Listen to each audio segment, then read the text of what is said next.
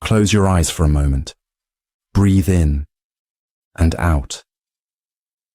Let the weight of the day soften, like waves pulling gently away from the shore.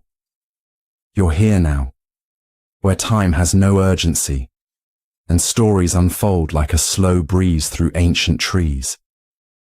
Imagine this, somewhere far away, beneath layers of earth untouched by modern feet, there lies a forgotten path.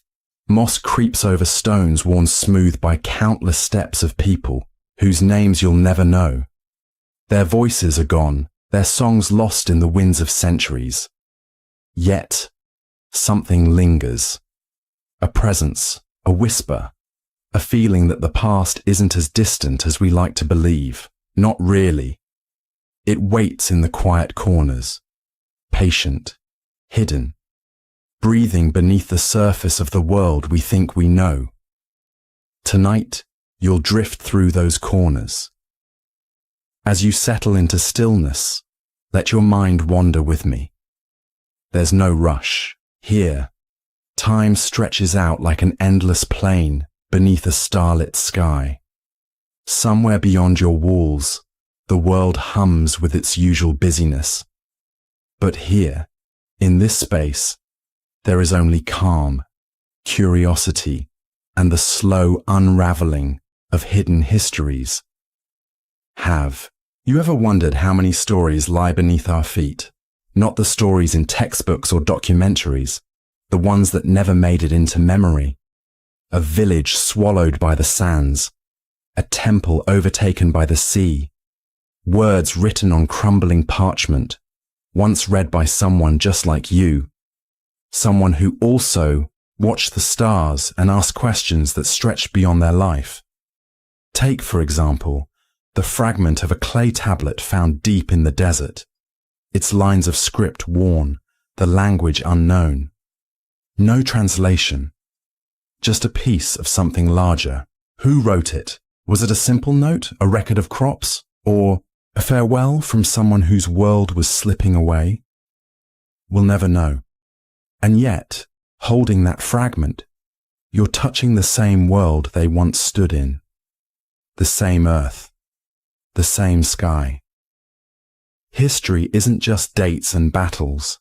Sometimes it's a small handprint in a cave wall, placed there 10,000 years ago, fingers splayed wide like a child playing with paint. That handprint remains while entire civilizations rose and crumbled. One simple mark, outlasting kings and empires.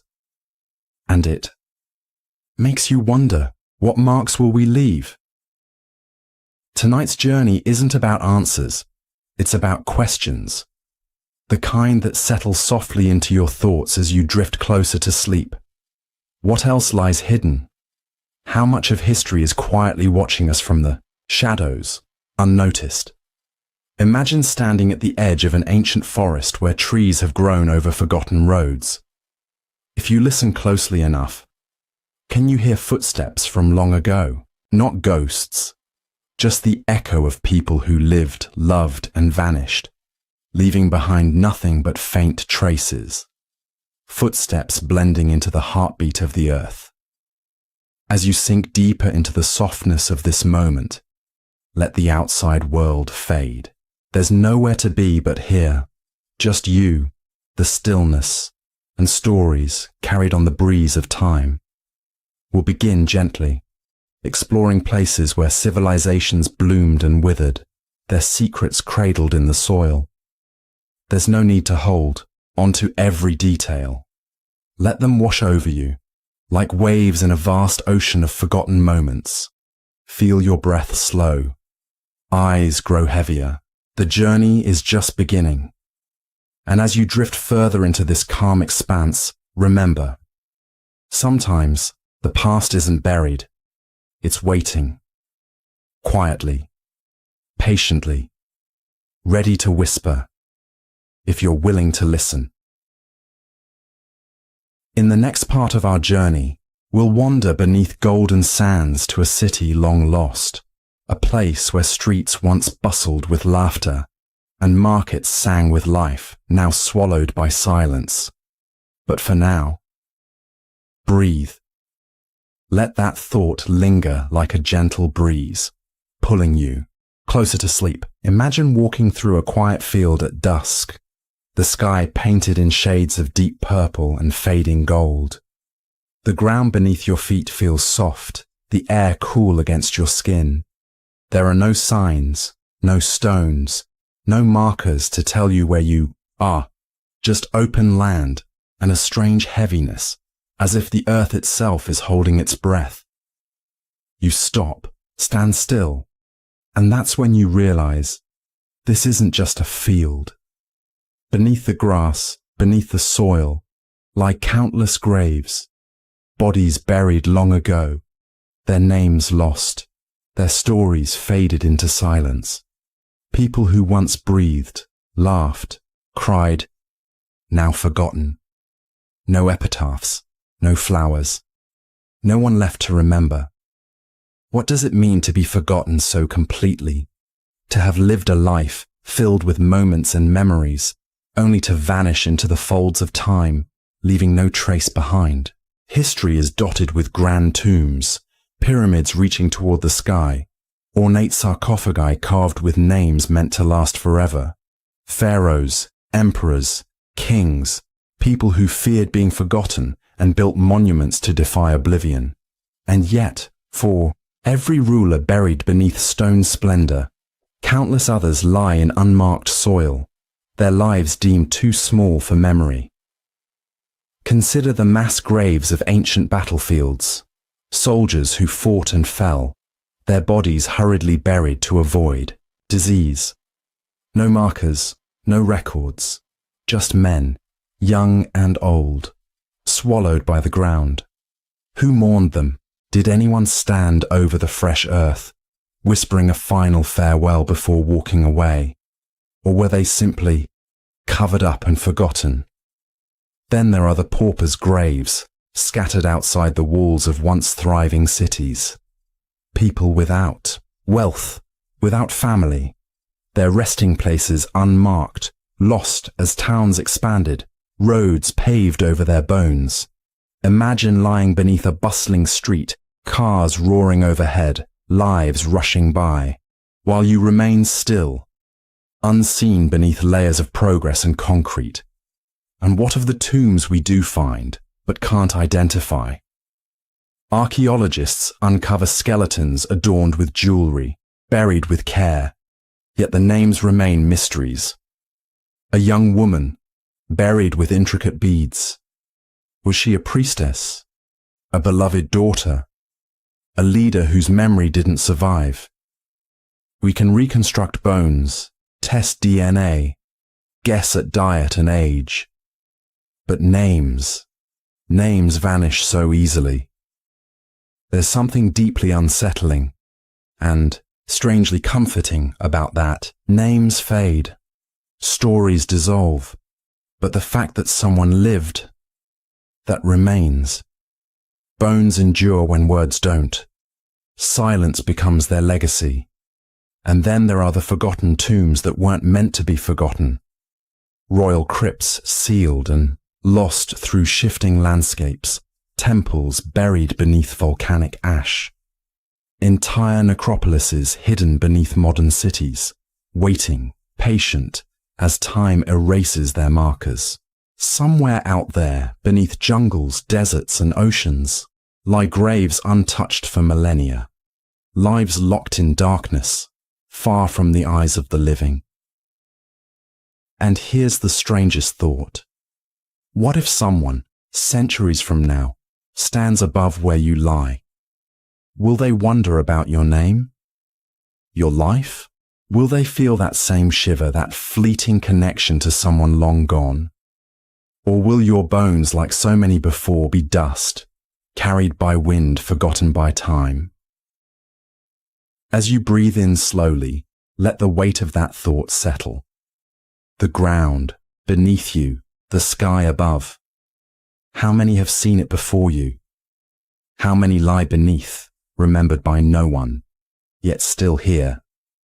Part of the earth, part of the world that moves on without them. Next, We'll explore the final mysteries, the stories so strange, so inexplicable, they make us question everything we think we know about history and ourselves.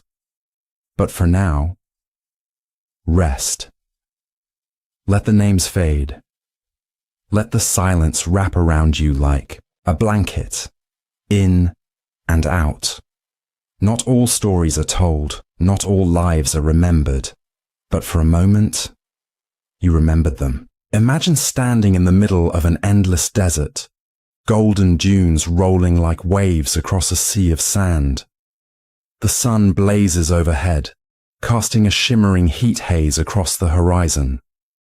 But beneath your feet, hidden under layers of time and dust, lies something remarkable, a city, not just any city, a place where people once walked, spoke, loved, and dreamed, now buried, forgotten by the world above.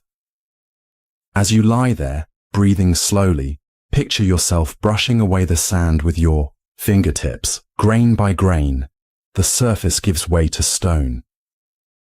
Carvings emerge, worn, yet unmistakably deliberate. Symbols of a language no one speaks anymore. Was it a temple, a marketplace, someone's home? The desert, silent and vast, holds its secrets close. Thousands of years ago, this place was alive. Imagine the sound of footsteps on cobbled streets, the distant calls of merchants offering fragrant spices and colorful fabrics, children laughing, weaving through crowded stalls, the aroma of roasted grains filling the air. Now, that life has dissolved into the silence of shifting sands. Entire buildings lie beneath, arches, courtyards, even wells where people once drew water, covered, forgotten. What causes a city to vanish? War, drought, a sudden storm swallowing everything whole, or something quieter, people leaving one by one until only empty streets remained. The desert doesn't say, it just waits, patient, covering the past with every breeze. And there's something oddly comforting in that.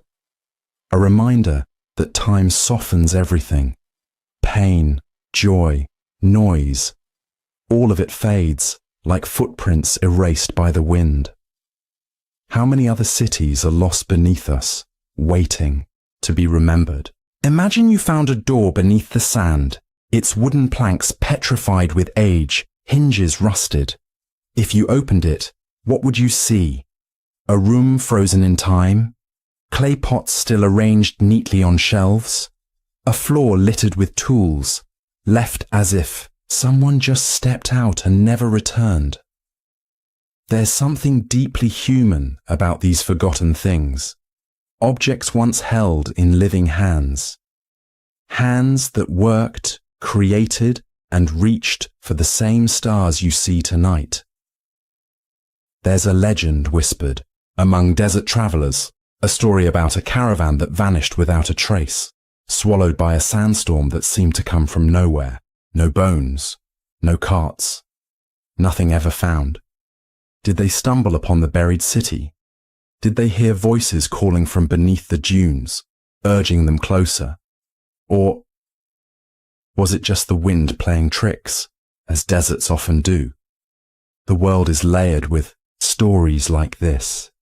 Beneath modern streets, under mountains, beneath lakes that shimmer under moonlight, there are places humanity has forgotten. It's as if history has folds, layers tucked beneath layers, waiting for curious hands to lift them.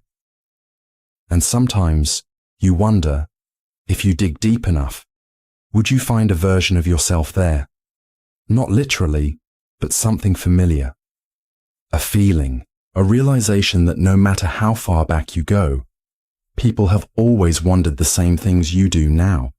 Where do we come from? Where are we going? Will anyone remember us? The answer, often, is no. Most names fade. Most stories vanish. And yet, something remains. In the stones, in the sands, in the air that brushes your skin tonight. Let those thoughts drift like dunes shifting under the wind. There's no need to hold on to them too tightly. Just let them wash over you. Soft, slow, like the desert breeze under a blanket of stars. In the next part of our journey, we'll leave the sands behind and step into the shadows of ancient libraries. Vast halls of wisdom, filled with knowledge that once illuminated the world and then vanished into darkness. But for now, breathe. Let the sand settle. Let your body grow heavier and drift a little deeper into calm. The voices fade.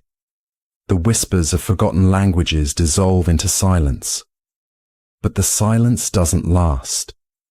You hear it now, the deep, rhythmic pulse of waves crashing against an unseen shore. Salt fills the air, tangy and sharp. The ground beneath your feet seems to shift, swaying gently as if you're standing on something that floats and drifts. Open your eyes. Dark water stretches in every direction. Endless. Vast.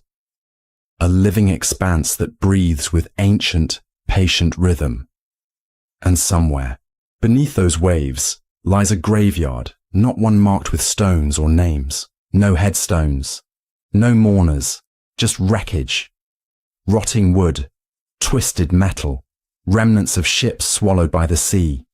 Stories lost beneath cold, black depths. Thousands of them. Maybe more. Some sank with storms, others with war, but many simply vanished. No distress calls, no debris, no answers. Where do they go and why? Do some never resurface? For as long as humans have ventured onto the water, the sea has taken its toll. Shipwrecks line the ocean floor like scars. Centuries of ambition and tragedy. Many have stories, names, dates recorded in logs and history books. But what about the ones that don't? Take the USS Cyclops, a massive American cargo ship that disappeared in 1918 with over 300 men aboard. No wreckage found. No survivors. Just gone. Swallowed somewhere within the infamous Bermuda Triangle, a patch of ocean notorious for devouring ships and planes alike. Navigation instruments fail. Radios go silent. Time seems to bend. Skeptics blame storms, magnetic anomalies. Believers whisper of something stranger. And then there's the Mary Celeste, found adrift in the Atlantic in 1872. Everything was in place. Cargo untouched, food still set on tables, lifeboats intact. But the crew? Gone. No signs of struggle, no trace of where they went, just an empty ship rocking gently on calm waves. What could make an entire crew vanish without a fight? Even more chilling are the ghost ships that appear out of nowhere. Derelicts drifting into busy harbours, sails tattered, decks empty. No logbooks. No clues. Ships reported missing decades earlier, returning silent and hollow. Where were they all that time? And then there are the graveyards you never find. The Drake Passage near Antarctica. Storm-ravaged, shrouded in fog, littered with ships that never reached their destination. Divers searching wrecks speak of sudden cold spots, inexplicable currents pulling downward, shadows moving where they shouldn't. Cameras malfunction, lights flicker. The ocean watches. Some ancient maps speak of lost fleets, entire armadas said to vanish beneath sudden waves or strange lights flickering beneath the surface. Myths? Exaggerations? Maybe. But when modern vessels report similar phenomena, glowing, water, massive sonar readings with nothing there, you start to wonder if the sea holds memories deeper than we understand. And what of the legends that say the ocean itself is alive, that it remembers, that certain places are hungry, feeding on metal and flesh, dragging them into darkness. Ridiculous, until you stand on a deck at midnight, staring into the endless black, and feel something looking back. Why does the ocean take so much and give back so little? Currents shift, sand covers wrecks, pressure crushes wood and bone. Maybe that's all it is, nature, vast and indifferent. But part of you wonders, what if some ships don't sink? What if they go somewhere, through folds in reality, through cracks in the fabric of the world, like stepping between pages in a book, here one moment, elsewhere the next? And what of those who sail too far?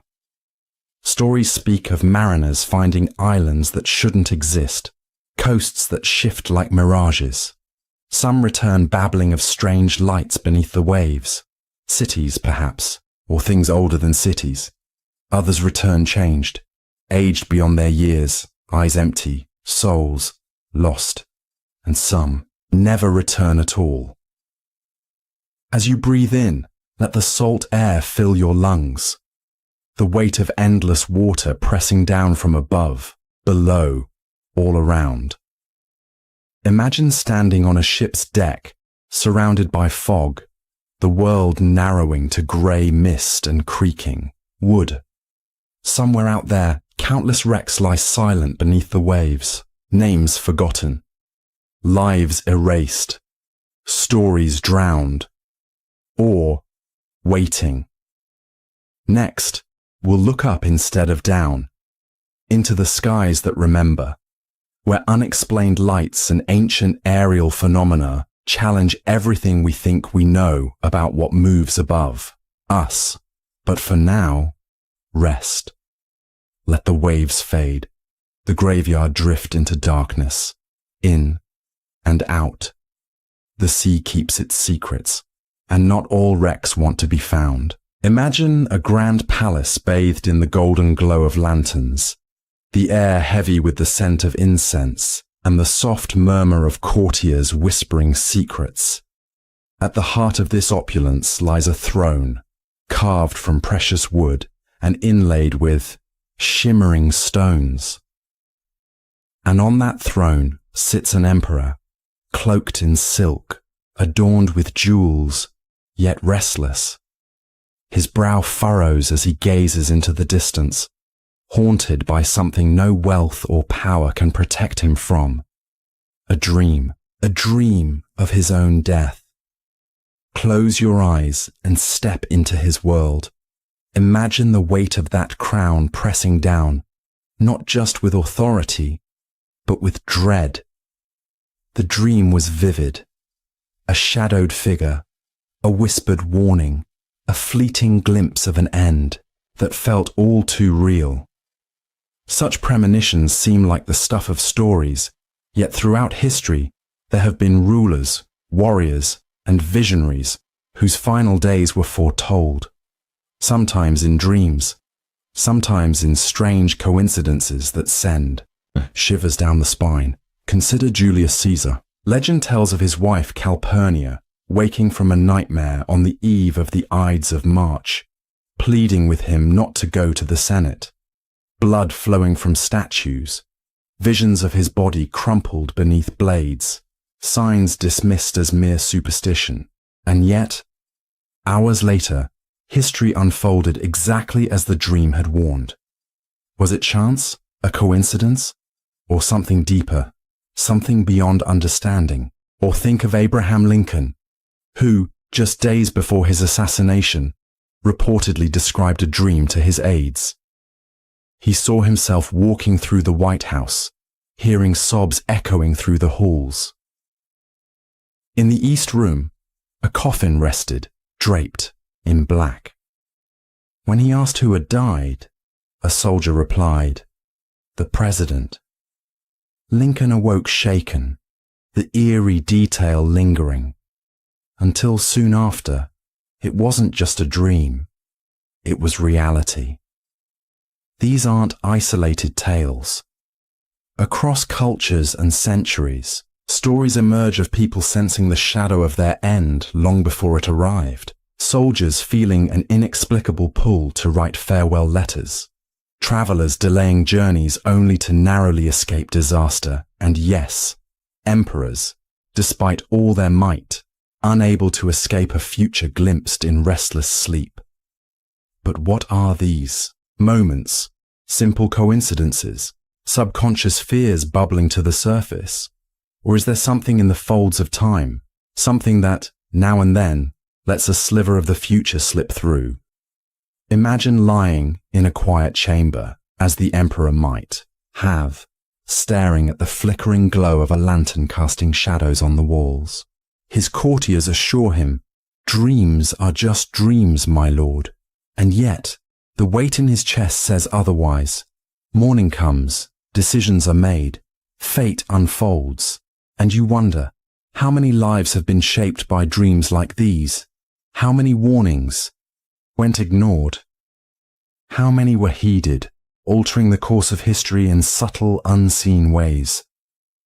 There's a peculiar comfort in the idea that the future isn't entirely out of reach, that perhaps, in the quiet spaces between waking and sleep, we can brush against it, or maybe that's what makes it unsettling. The thought that time isn't a straight line, but a vast sea where past, present and future ripple against one another, sometimes sending waves that break into our awareness when we least expect. Lying. Here, your own dreams may flicker at the edge of consciousness, half-formed images, feelings that drift away upon waking. How many times have you felt a shiver of déjà vu, standing in a place you've never been, yet feeling as if you have? Maybe it's nothing. Maybe it's everything. As you sink deeper into rest, let the palace fade, the emperor's worry dissolving into the night, the weight of his dream slipping away like mist at dawn. History is filled with these strange echoes, moments that seem to reach forward, leaving quiet footprints in time. Next, we'll explore maps that hold their own mysteries, charts depicting lands that, according to modern knowledge, shouldn't exist at all. But for now, breathe. Let the questions drift, soft and slow. The past, like sleep, has its secrets.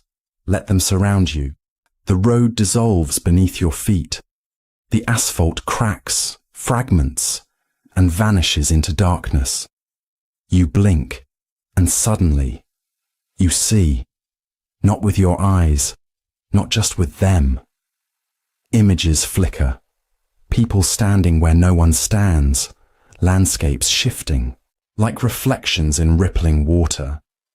Faces flash before you, unknown yet familiar. A voice murmurs in your ear, "You weren't meant to see this." But you do, and you can't look away. Throughout history, people have claimed to see things others can't. Visions, apparitions, glimpses of futures never spoken, pasts never learned. Sometimes they come in dreams. Other times, they appear in waking life, bleeding into reality like spilled ink on paper. What if sight isn't just physical? What if seeing is more than what the eyes take in? Some call it intuition, others, madness. But what if it's access? Take Joan of Arc, a young girl claiming to see saints and hear voices guiding her through impossible victories. Delusion, some said. But how did an untrained peasant lead armies with such precision? Were they hallucinations, or visions of something beyond comprehension? Or consider Nostradamus, his quatrains cryptic, layered with meaning. Dismissed by many, yet others find eerie parallels between his writings and events centuries later. Coincidence? Or did he see through time? Modern accounts are no less unsettling. Military pilots report seeing objects beyond the visible spectrum, crafts invisible to radar, shimmering in and out of sight. Scientists in deep-sea submersibles describe seeing structures at impossible depths, only for them to vanish when lights flicker back on. And then there are ordinary people, walking down streets, driving to work, suddenly seeing something wrong. Buildings where none should be. People with faces that shift when looked at directly. Doorways opening into places filled with cold light and rooms that breathe. Why do some people see what others can't? Are they gifted, cursed, or simply tuned to a frequency most of us ignore?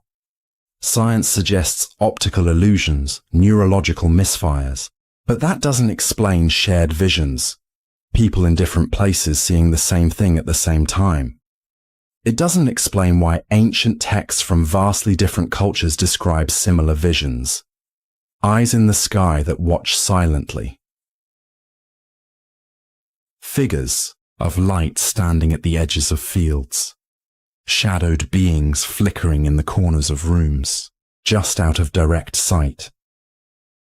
Some say these visions are glimpses into parallel realities, layers of existence brushing against ours. Others claim they're messages, warnings, guidance, or tests. And then there's a darker possibility. What if something is looking back? Imagine standing at your window late at night. You glance at your reflection in the glass and notice it's not copying you. Your heart skips. You look closer. Your reflection smiles. You didn't. Visions aren't always distant. Sometimes they're right here. And it's not always sight. Some people feel the visions, emotions surging out of nowhere. Walk into an empty room and sadness swells like a tide. Stand on a certain road and fear grips you before your mind catches up. What are these moments? Residual energy? Echoes of events too intense to fade? Or are you seeing through someone else's eyes? Someone who was there long before you? Or long after? And what if seeing too much has consequences? Stories abound of people who witnessed things they shouldn't and paid the price. Dreams that won't let go. Visions that creep into waking hours. Reality peeling back layer by layer. Because once you see, you can't unsee. You close your eyes now, but the images remain. Flashing. Fading. Waiting, and somewhere, behind it all, you feel it. A gaze. Watching, observing, not hostile, not kind, just aware. You see it, and it sees you. As you breathe in slowly, let the visions dissolve. The flickering faces, the shifting landscapes, the eyes blinking out of existence. Somewhere people are still seeing, still witnessing things no one believes. Would you open your eyes again? Or is ignorance safer? Next, we'll explore flames that never die. Eternal fires burning without fuel or explanation, flickering with secrets older than history itself. But for now, rest. Let the images fade, the gaze drift away, in and out. Some eyes see too much, and some visions never let go. Imagine a dimly lit workshop, tools scattered across a wooden bench, gears and cogs glinting under the flickering glow of a single lantern. The air smells of oil, metal shavings, and burning candles. In the corner, a figure works tirelessly, hands moving with practiced precision, eyes reflecting both exhaustion and unwavering purpose. Hours stretch into days, days into months, all for an invention that could change the world. But then, silence. The workshop empties, the papers vanish.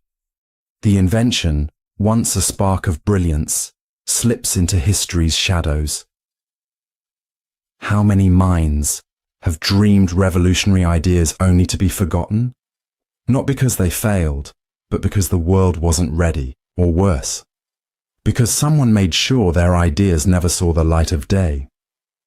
Take Nikola Tesla, for example, widely known, yet so much of his work remains shrouded in mystery.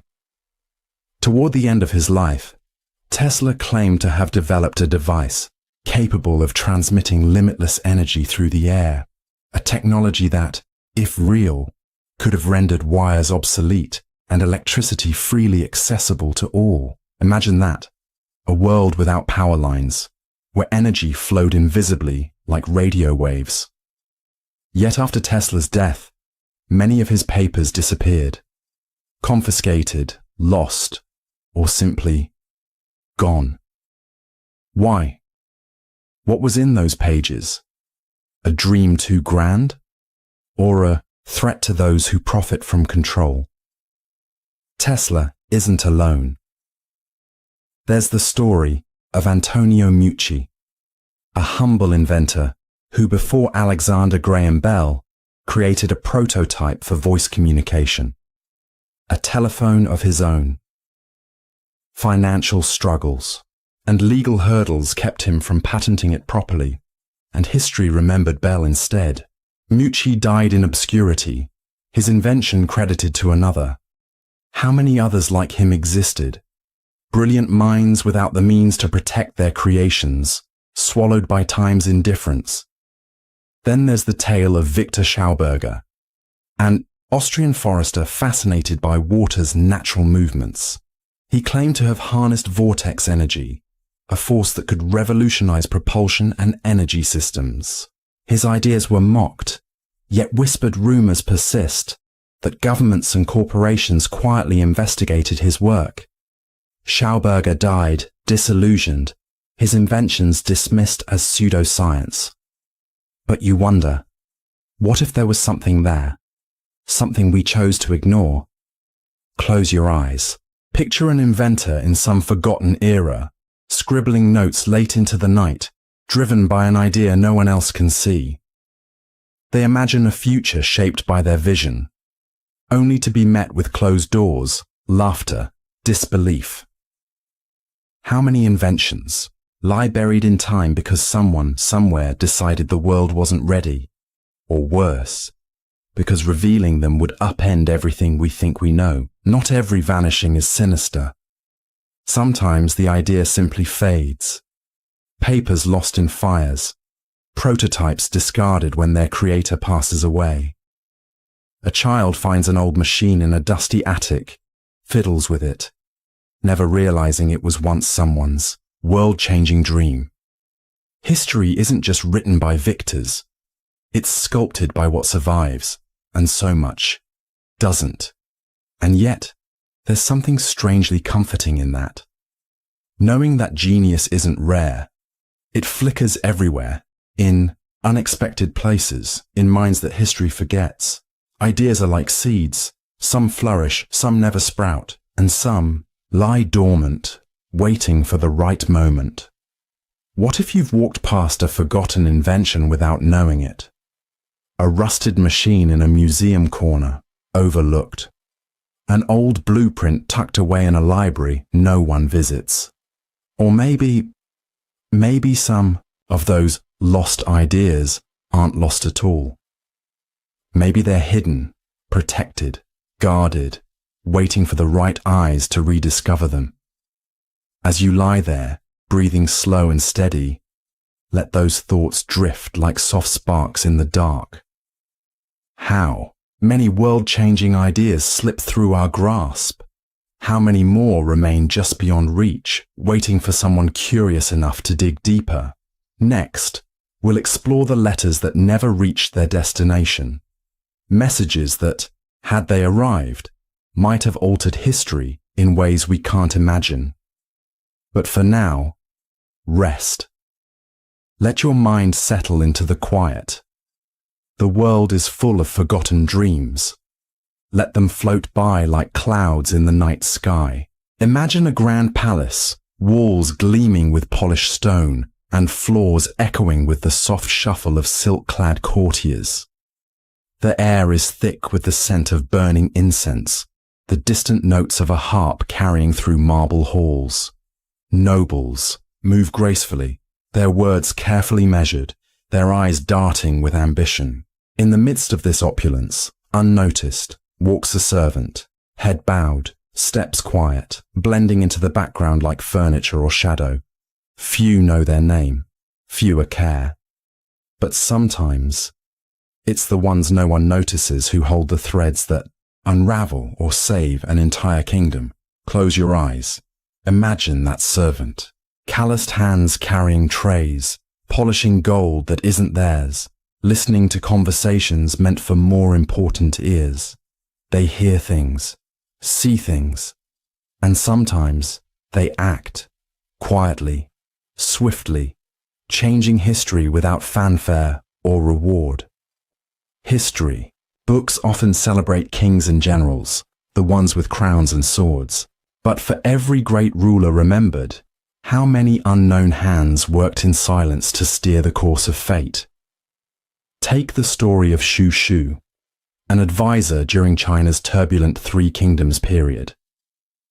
While many know the names of warlords and emperors, few recall Shu Shu's mother, a humble woman whose letter changed an entire battlefield. Held hostage by political forces, she sent a secret message urging her son to act with honor rather than loyalty to corrupt leaders. That quiet personal plea shifted allegiances, altered strategies, and in the ripples of those choices, battles were won, kingdoms reshaped, or consider the tale of a nameless stable boy in medieval Europe. According to whispered legends, he overheard a plot to poison the king's wine. No one would believe a servant's word, so he drank the goblet himself. Hours later, as he lay dying, the truth became undeniable. The king lived. The servant died.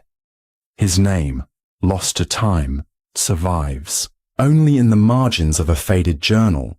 Why do these stories matter? Because they remind us that heroism isn't always grand. It doesn't always come with trumpets or parades. Sometimes it's quiet, invisible, a choice made in a fleeting moment that no one sees, except history, waiting patiently to tell the tale.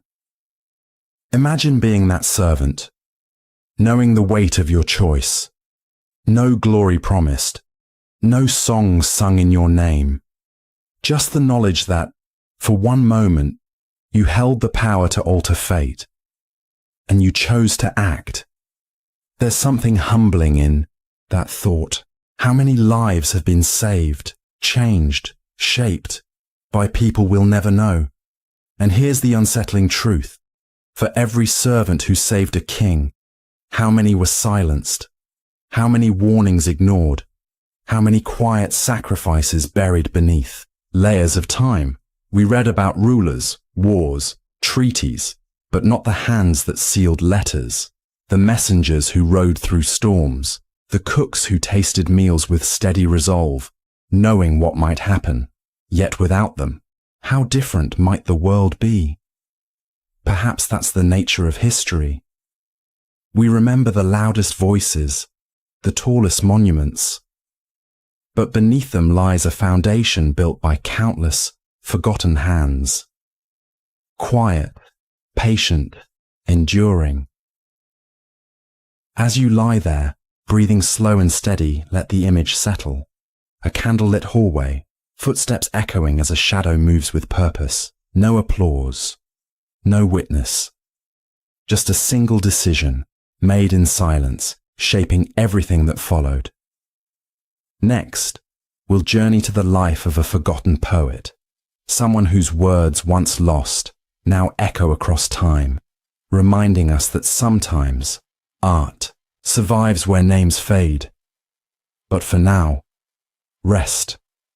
Let the palace fade, the servant's footsteps dissolve into darkness. In and out. Even the quietest acts leave ripples. Let them wash over you. The sky fades above you. The stars blink out. The cold expanse dissolves into darkness. you open your eyes to something different, something closer. A corridor. Narrow. Dim. Stone walls stretch upward, the ceiling lost in shadow. You run your fingers along the rough surface, feeling the grooves, the indentations, marks of hands long gone, and then you hear it, a faint echo, not words, just presence, like the walls themselves are breathing, like they remember. History loves grand. Monuments, cathedrals, castles, towering palaces. We walk their halls, gaze at their carvings, marvel at their craftsmanship. But what about what lies beneath those stones, behind them, within them? Across the world, buildings hold secrets, hidden rooms sealed off for centuries, passages twisting, behind walls leading to places never meant to be found, doors that shouldn't exist, yet do. Why build a room no one can enter? Why seal away a passage so completely that it vanishes from records, from memory? What or who was meant to be hidden? Take the Great Pyramid of Giza, studied for generations, yet only recently revealing secret chambers untouched for thousands of years. No artifacts, no inscriptions, just empty space, vast, silent, waiting. Was it an architectural quirk? Or did the ancient builders intend to conceal something, or someone, or consider the Winchester Mystery House in California, staircases that lead to nowhere, doors opening into walls, rooms constructed and sealed off without reason, built by Sarah Winchester, haunted by grief and whispered warnings? She claimed the house had to keep growing to confuse the spirits following her. Madness, or something more. Visitors report cold drafts, distant footsteps echoing through empty, halls' doors that lock themselves, and then there's Padmanabhaswamy Temple in India. Deep within lies a sealed vault, Vault B, its entrance adorned with carvings of serpents, guarded for centuries. Legends say, opening it would unleash disaster, that what lies beyond isn't treasure, but something darker. Attempts to open it have failed. The door remains shut, and the walls, they wait. Why so many hidden spaces? Sometimes secrecy was practical, escape routes for royalty, caches for forbidden knowledge, safe havens in times of war. But other times, the secrecy feels deliberate in ways that don't make sense. Rooms too small to use, passages looping in circles, chambers containing nothing. Or worse, chambers that seem to absorb sound, to listen. There are stories, quiet, unsettling, of people discovering hidden rooms behind the walls of old homes. Sometimes it's forgotten storage. Other times, they find beds, candles melted to stubs, recent footprints in the dust. Someone was there. Maybe still is. And what of the rooms that move? Ancient texts speak of shifting corridors, passages that change when you return, myths, or places that respond to those who enter. Imagine standing in a hall, turning to find the door behind you, gone, the walls closing in, listening, watching, because that's the unsettling thought that lingers. What if these places weren't just built to keep people out? What if they were built to keep something in? And then there are the forgotten walls that hear. In certain castles and monasteries, whispers echo through stone.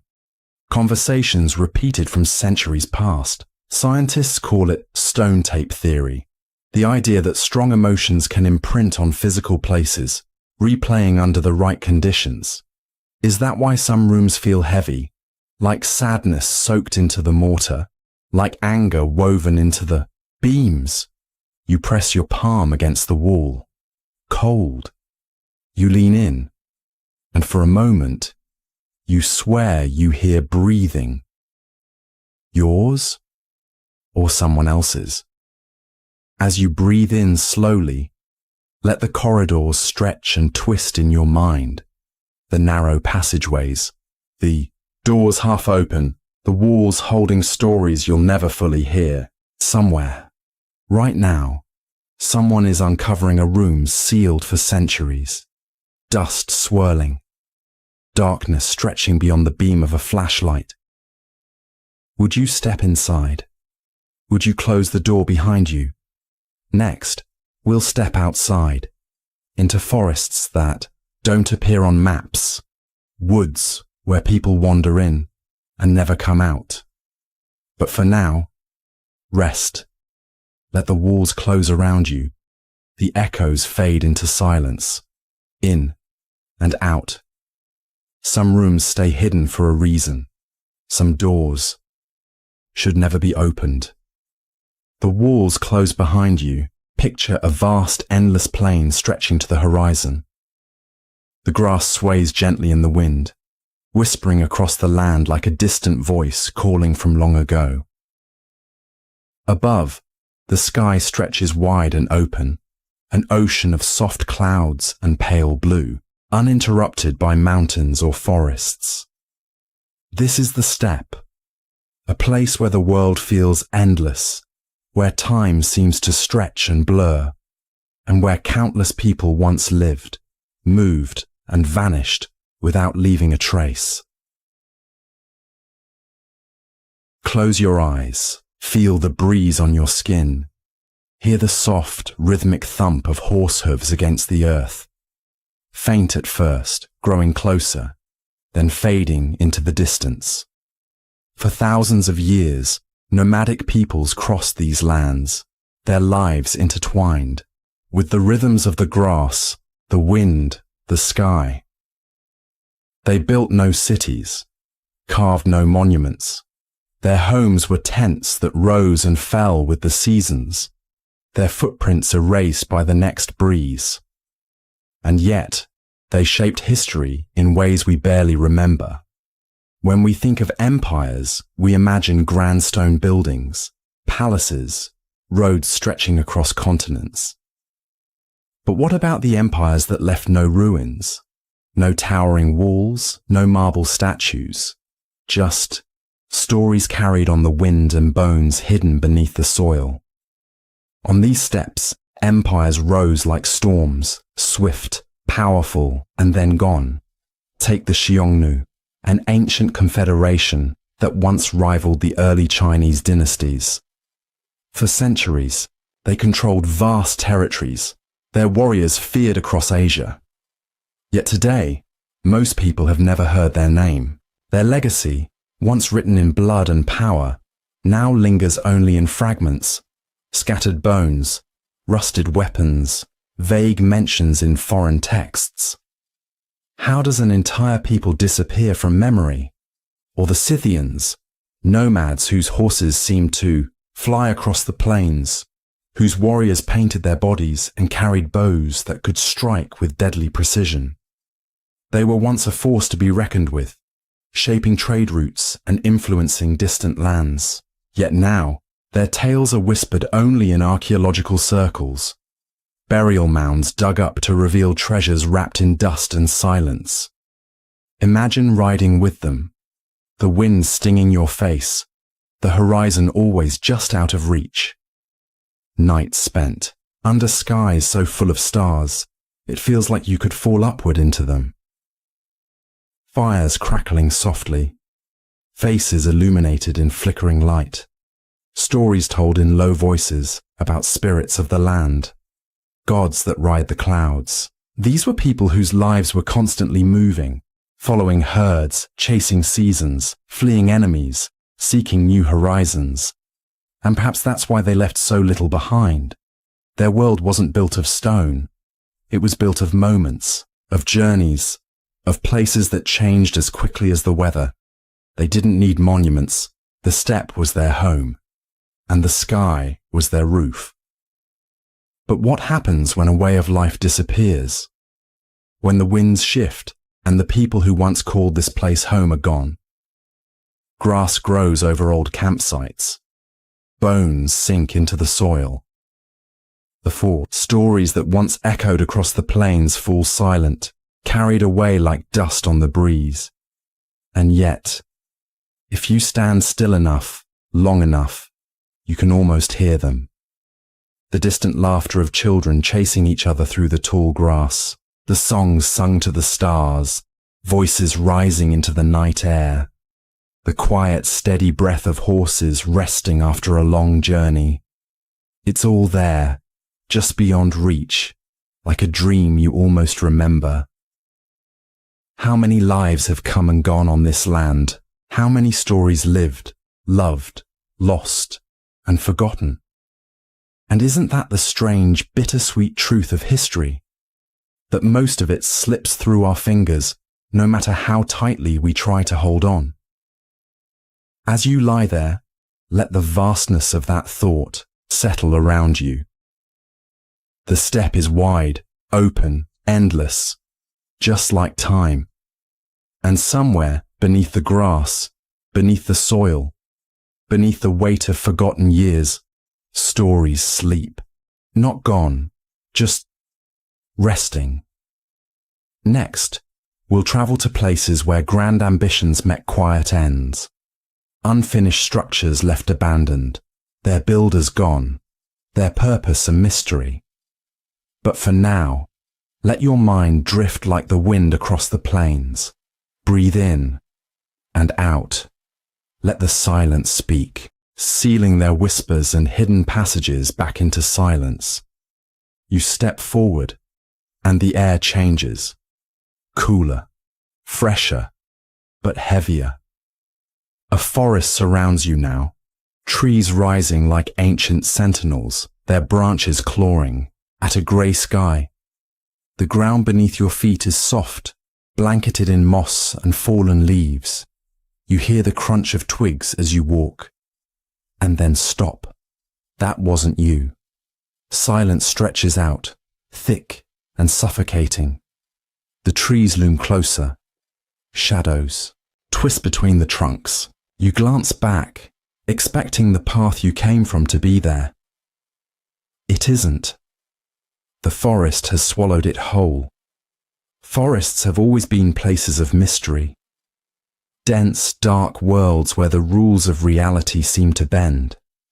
Cultures around the world speak of haunted woods, places where people vanish without a trace, compasses spin uselessly, and time stretches into something unrecognizable. And not all of these forests appear on maps. Some are hidden by nature, remote, inaccessible. Others are hidden by choice, forgotten, erased. Why? What lies within trees so old they remember things no human does? Take Japan's Aokigahara forest, the sea of trees. Step off the designated paths, and the world changes. Sound disappears, swallowed by dense foliage and volcanic rock that absorbs noise. People speak of seeing figures between the trees, of hearing voices calling them deeper. Even seasoned hikers have gotten lost just feet from the trails. Maps, useless, landmarks vanishing, and some never come out or consider Romania's Hoya forest, twisted trees bending in unnatural shapes, glowing orbs dancing between trunks, photographs blur, electronic equipment fails. Visitors report sudden nausea, unexplained scratches, and the eerie sensation of being watched. In the United States, the Bennington Triangle, a stretch of wilderness in Vermont, has claimed hikers, hunters, and townsfolk alike. People vanish without footprints, without signs of struggle. Entire search parties come up empty, as if the forest simply took them. But it's not just the modern world. Ancient stories speak of fairy forests, not the charming kind, but places where the land itself seems alive and hungry. Step into certain groves, the legends say, and you'll find yourself walking in circles, no matter which way you turn. The trees shift behind you, guiding you deeper. Some tales speak of travelers entering a forest, hearing laughter and music, following it, and emerging hours later to find years have passed. Science offers explanations: magnetic anomalies disrupting compasses, dense vegetation disorienting the mind, carbon dioxide pockets causing hallucinations. But none of that explains why some forests move, or why GPS devices show people walking straight, while their actual tracks spiral inward like a predator circling prey.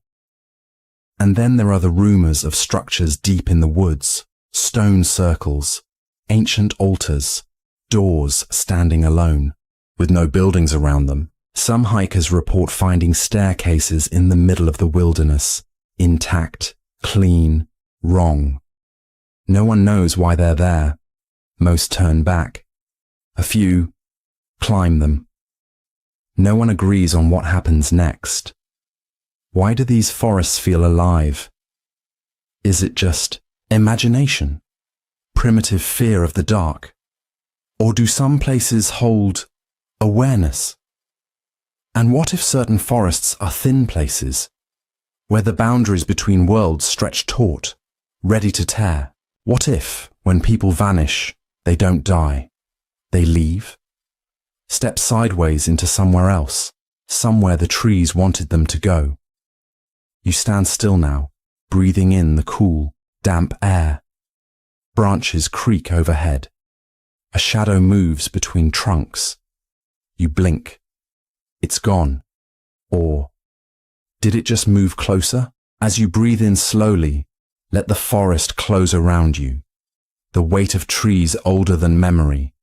Roots tangled with stories never told. Somewhere, deeper in the woods, paths twist in impossible ways.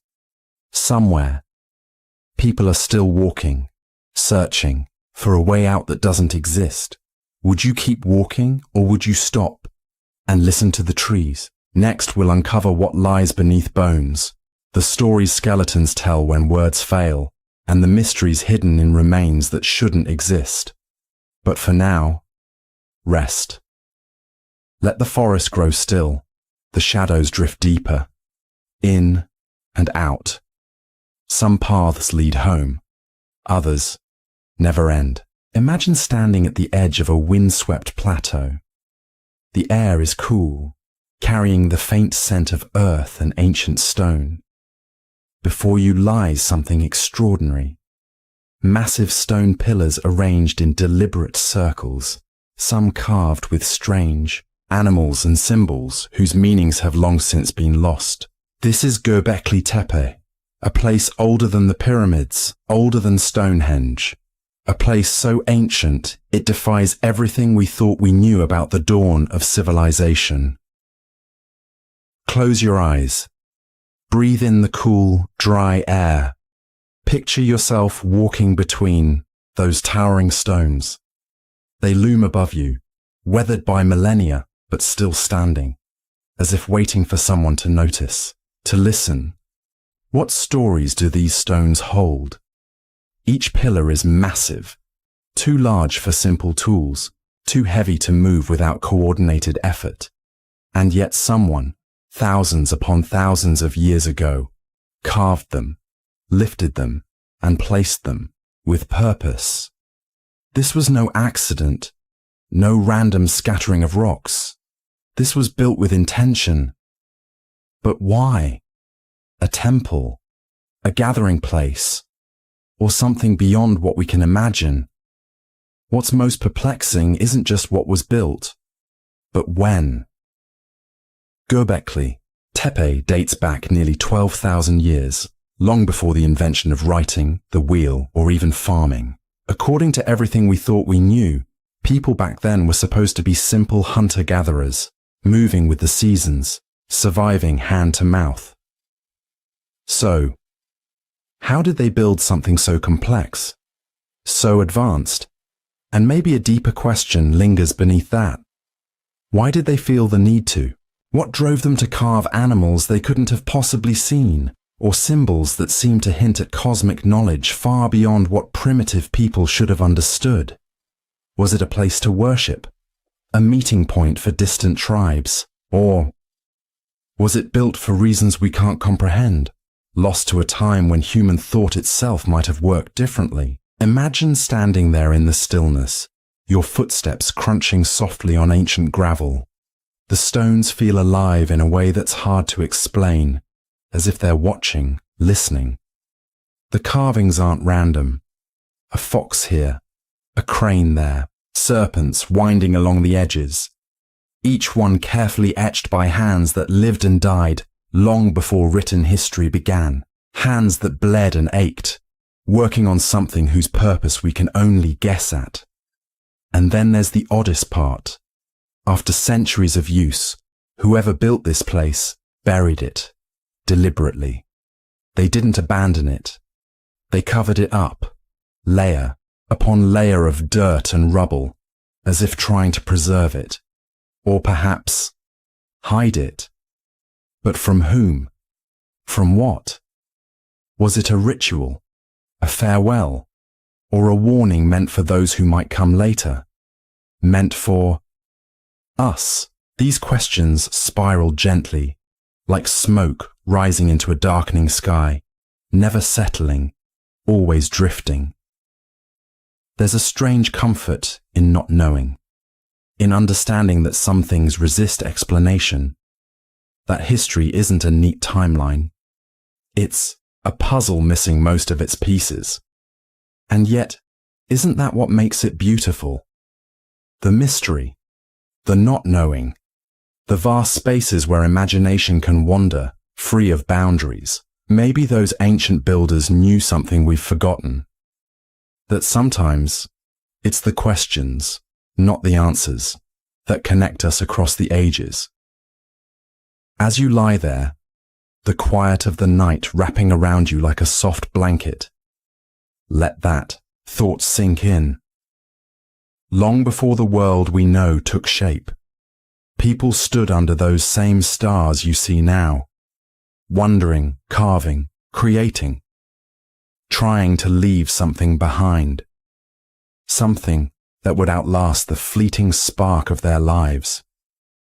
And here you are thinking about them in some strange, beautiful way. They succeeded. Next, we'll journey beyond the stones to a place swallowed by the sea, temples submerged beneath the waves, where silence is broken only by the soft hush of ocean currents. But for now, breathe. Let your mind drift like the tide, slow and steady. The past is patient, and there's still so much more to explore. Imagine a vast hall stretching into darkness, lined with towering shelves of ancient scrolls and brittle pages. Lanterns flicker softly, casting a warm glow on dust particles dancing in the still air. The scent is unmistakable. Aged parchment, faint traces of ink, and the distant echo of stories yearning to be remembered. Now, imagine standing at the entrance of such a place, your fingertips grazing the leather bindings of forgotten books. Each one holds a world within, a voice from the past speaking across centuries. Yet most of these voices have fallen silent forever. Centuries ago, knowledge wasn't just power, it was sacred. Across ancient lands, people built libraries, not just to store words, but to preserve the very fabric of understanding. Ideas, maps, medicines, dreams. Places like the Great Library of Alexandria, filled with scrolls so numerous that scholars believed it held the sum of all human knowledge. At the time, imagine that. A place where one could walk in seeking a simple answer and emerge days later, mind filled with questions even deeper than before. But then, flames, chaos. Scrolls turned to ash, knowledge evaporating into the night sky like fleeting sparks. Why does history so often burn its own pages? Wars rage, rulers rise and fall, and somewhere in the middle, books are lost, not just facts, but cures for forgotten illnesses, stories of distant lands, and philosophies that might have reshaped how we see the world. And yet, some say fragments survived, tucked away in caves, hidden beneath temple floors, or passed down, through whispers, too dangerous or precious to be left in plain sight. What secrets did those pages hold? Ideas that could have changed the course of humanity, or perhaps truths too unsettling to bear. Close your eyes. Picture yourself gently unrolling a scroll. The ink has faded, but the shapes remain. A language lost to time. Symbols that seem almost familiar. Was it a poem? A warning? A simple shopping list from millennia ago? That's the thing about history. It rarely tells you what's important. Sometimes it's the smallest, most ordinary details that survive, while grand stories crumble into silence. There are tales, half legend, half truth, of a secret library buried beneath the sands of Egypt, filled with texts older than recorded history. Scholars have searched for it, dreamt of it, some dedicating their entire lives to finding just one fragment. But the desert guards its secrets well, wrapping them in layers of time and silence. And then there's the story of the House of Wisdom in Baghdad, a place where astronomers, mathematicians, and philosophers once gathered to exchange ideas. It was a beacon, a shining center of knowledge. Until one day, invaders came. Books thrown into the river turned the waters black with ink, as if the world itself was weeping for what was lost. How much do we not know because of what's been erased? It's easy to think of history as a straight line, but what if it's more like a tapestry with entire sections torn out? Missing threads we'll never weave back in. That thought can feel unsettling, or strangely peaceful. After all, not every mystery needs solving. Some stories are meant to drift away, like leaves carried by a gentle breeze. You might wonder, lying here in the quiet, how much of what we believe is built on missing pieces? How many truths are shadows, filling the gaps where facts once stood? And yet, the silence isn't empty. There's comfort in knowing that somewhere, deep underground or hidden in forgotten corners of the world, these ancient words still exist, waiting, perhaps, for someone to stumble upon them by chance. As your body sinks deeper into rest, let that image linger. A vast hall of lost words, stretching endlessly, filled with the soft rustle of turning pages that no one turns anymore. Stories waiting in the dark, patient, timeless. Next, we'll leave the libraries behind and travel to a place even older. A temple etched into stone, older than history itself, where questions of human origins whisper through ancient pillars. But for now, let that thought drift like a feather on the wind. Breathe in and out. The past is vast. There's no rush. Picture a narrow road stretching into the horizon, flanked by ancient trees whose branches form a canopy overhead. The air is thick with quiet. No birdsong, no rustle of leaves, just the faint echo of your own footsteps. The road feels timeless, like it's been here forever. How many have walked this path, you wonder? And how many never came back? Now imagine this. A lone traveler sets out on a familiar route, promising to return by nightfall. Hours pass, then days. No sign of them. Search parties comb the area, calling out names that dissolve into the wind. The road is empty. No footprints, no belongings dropped along the way. Just that same silence pressing in from all sides. What happened?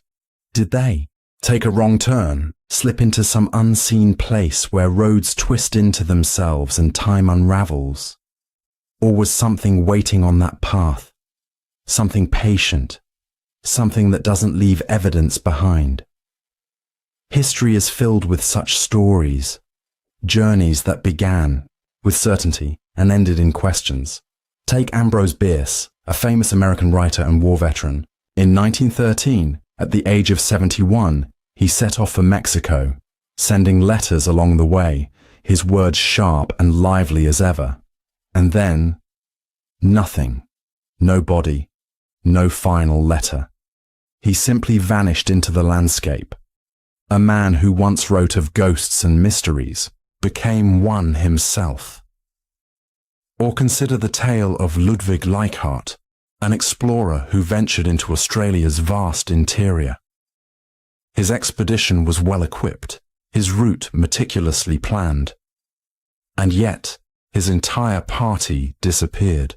To this day, the Australian outback holds its secret, swallowing evidence beneath endless sands and shifting grasses. How does an entire group vanish without a trace? Even in more modern times, stories persist. Hikers entering dense forests, travelers on desolate highways, pilots flying into clear skies only to never land. The roads remain, the skies stay open, and yet the travelers are gone. Imagine being that traveler. The road stretches before you, familiar at first, then strange. Trees seem to shift when you're not looking. The wind carries sounds you can't quite place, footsteps that aren't yours, whispers that dissolve when you turn. Your heartbeat quickens, you keep walking, just a little farther you think, but the road never ends, or worse, it loops, the same twisted branch, the same moss-covered stone reappearing again and again. And that's when the real fear sets in. What if you're not moving forward? What if you're not moving at all? Some cultures speak of spirit roads, paths where the boundary between worlds is thin, where travelers can slip through unseen veils into places they were never meant to find. Folklore warns against traveling certain roads at night, advises carrying charms, leaving offerings. But what if it's simpler and more chilling than that? What if some places are just hungry, but not every disappearance feels sinister? There's another possibility, one equally unsettling. What if they chose not to return? What if, somewhere along that lonely road, they found something better? A world beyond ours, a chance to step out of their old life into something vast and unknowable. Could you blame them? And then there's the strangest thought of all. What if the road itself remembers every step taken, every breath drawn into its endless stretch of asphalt or dirt? Roads are ancient things. They've seen countless feet pass over them, countless stories unfold. Maybe some stories they choose to keep. As you breathe in slowly, let the road unfurl in your mind, a ribbon of grey stretching into twilight, shadows deepening at the edges. Somewhere, a traveller walks that road still. Or maybe they stopped long ago, standing in a place no map will ever show. Next, we'll discover messages carved into stone, ordinary voices from ancient times, preserved for centuries, reminding us that even the smallest marks can outlast empires. But for now, let the road fade. Let the traveller's footsteps drift into silence. Breathe in and out. The journey is long. There's no need to rush. Imagine waking up to the familiar sounds of waves gently lapping against the shore, the scent of fresh water carried on the morning breeze. For generations, this lake has been the heart of the village. Children laughing as they splash along the banks, fishermen casting nets in the early dawn light, elders sitting quietly, watching the ripples dance across the surface. And then, it's gone. Overnight, an entire body of water vanishes. Boats rest awkwardly on cracked earth. Fish lie gasping in the mud, and silence settles where waves once sang. You stand at the edge of what used to be, staring out over empty land, dust swirling where there should be water. How does a lake disappear? And more unsettling, why? Close your eyes. Breathe in the stillness of that absence. Feel the weight of something missing. Like a dream you reach for upon waking, only to find empty air. Throughout history, landscapes have shifted in ways that seem impossible. One day a village thrives by a lake or river, and the next it faces dry earth and unanswered questions. Take Lake Peigneur in Louisiana. In 1980, what should have been an ordinary day turned into something out of a nightmare. A drilling accident tapped into an underground salt mine beneath the lake, and within moments, a swirling vortex formed, sucking in barges, trees, entire buildings. Water drained into the earth, leaving behind a muddy void where a vast lake had existed just hours before. Can you imagine standing there, watching as the world beneath your feet collapses? Watching nature swallow what human hands took years to build. But not all vanishings come with chaos and noise. Some are quiet, subtle. In Bolivia, Lake Pupo, once the country's second largest lake, dried away under the relentless sun and shifting climate. Villagers who had relied on its waters for generations awoke to an empty horizon. Boats sat, stranded on cracked earth, their hulls creaking in the wind, silent monuments to what once was. And then there are the stories that defy explanation. Lakes that vanish overnight without warning, no obvious cause. In parts of Siberia, entire ponds have disappeared, swallowed by sinkholes that open without sound or fury.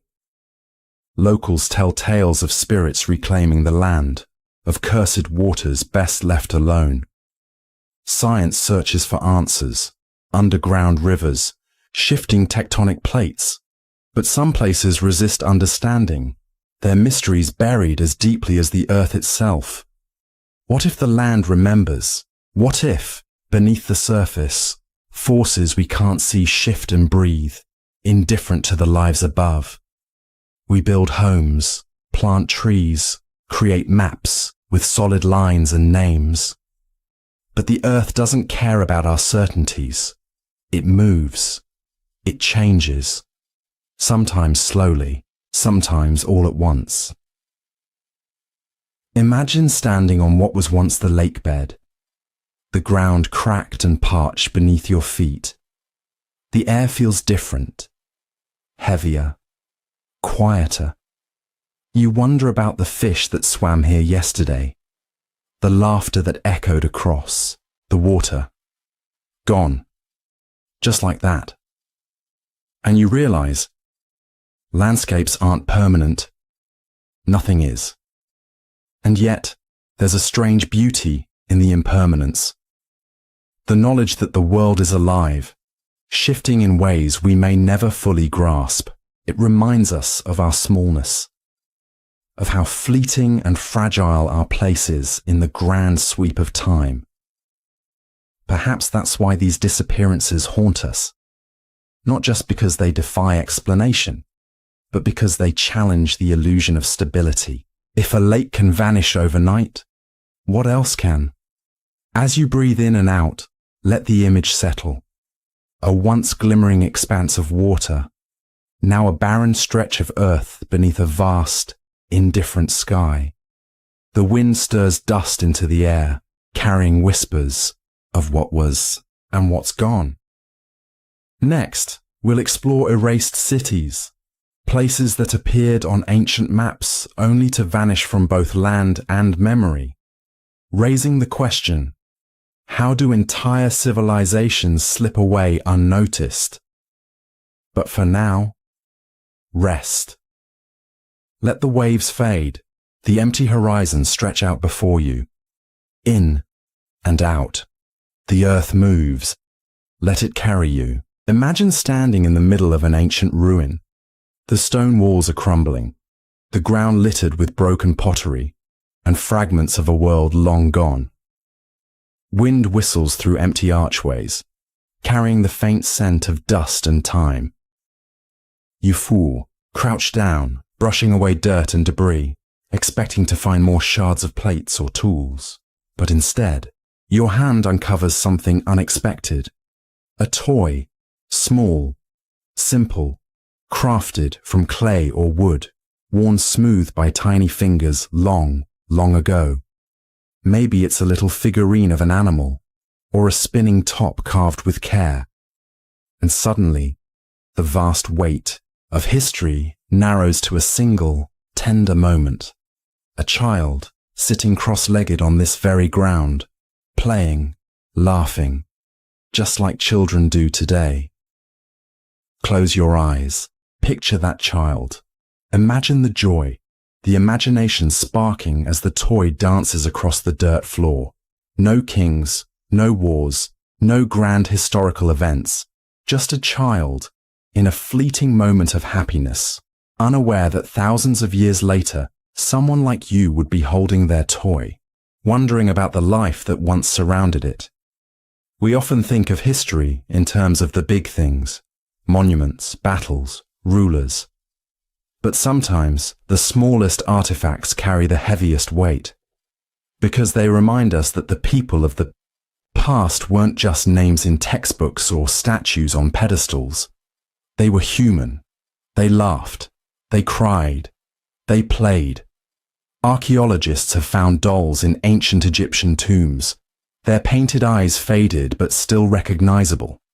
In Roman ruins, small lead soldiers lie forgotten. Miniature armies once marched across imaginary battlefields by tiny hands. Even in the depths of Viking burial sites, simple wooden animals have been uncovered, worn from years of play before being placed beside a child for their final journey. What makes these discoveries so powerful? Perhaps it's the universality, the way a toy bridges time. You can hold it and instantly understand its purpose, feel the connection to someone whose world was otherwise so different. Empires rise and fall, but the joy of a child spinning a top, making it wobble and dance, that's eternal. And then you wonder, what became of that child?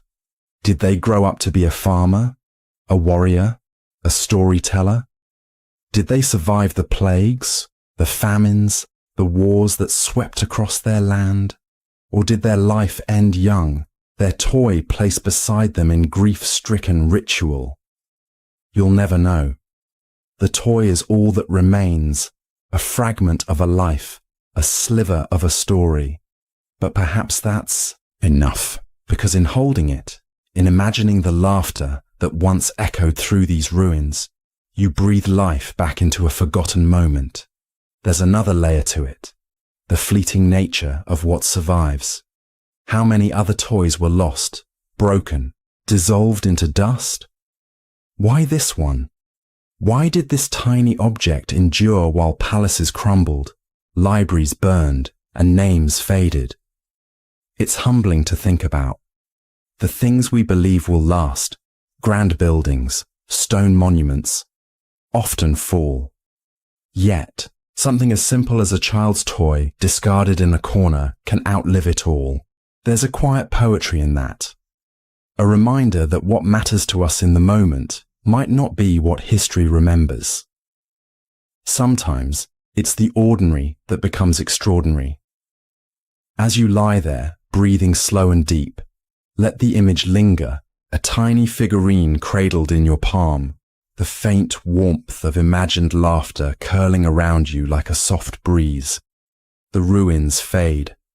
The child's voice dissolves into the night, but that fleeting connection, the feeling of shared humanity, remains.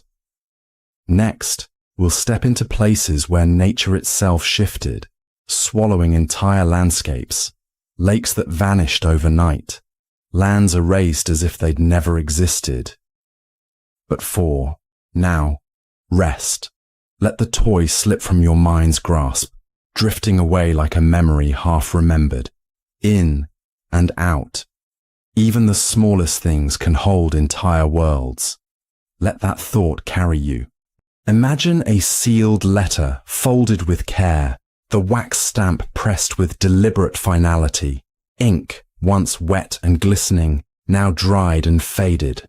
The sender's hand lingers on the parchment for a moment longer before it's passed along, entrusted to a courier, placed in a satchel, and sent on its way. A message, destined to change someone's world, if it arrives. But what happens when it doesn't? Close your eyes. Picture the letter carried over rugged mountains, through dense forests, across turbulent seas. Storms rage, bandits lurk, and countless obstacles lie between sender and receiver. So many chances for it to vanish, lost to weather, stolen, misplaced. And with its disappearance, a decision goes unheard, a love confessed too late, a warning undelivered, a war declared or avoided slips into silence. How many lives were altered by words that never found their mark? History holds countless stories of lost letters, some rediscovered centuries later, some gone forever. Consider the tale of a letter written by King Charles I of England during his imprisonment. He penned words pleading for mercy, seeking to prevent his execution. But the letter, delayed or intercepted, arrived too late. His head rolled on the scaffold, the plea unopened, forgotten amidst the crowd's roar. One message, and history took a different path. Or think of Napoleon, exiled and plotting, sending secret communications to his allies in Europe. Some letters reached their destinations, sparking revolts and stirring ambitions, but others vanished. Couriers lost at sea, papers burned by nervous messengers fearing capture. Imagine the weight of that, an empire's resurgence resting on ink and parchment, swallowed by the ocean's depths. Then there's the love letter discovered decades later in an old attic. Two souls, separated by war, one believing they'd been forgotten. The letter, lost in the shuffle of chaos, never arrived. A life lived under the shadow of unanswered affection. All because a piece of paper didn't make it through.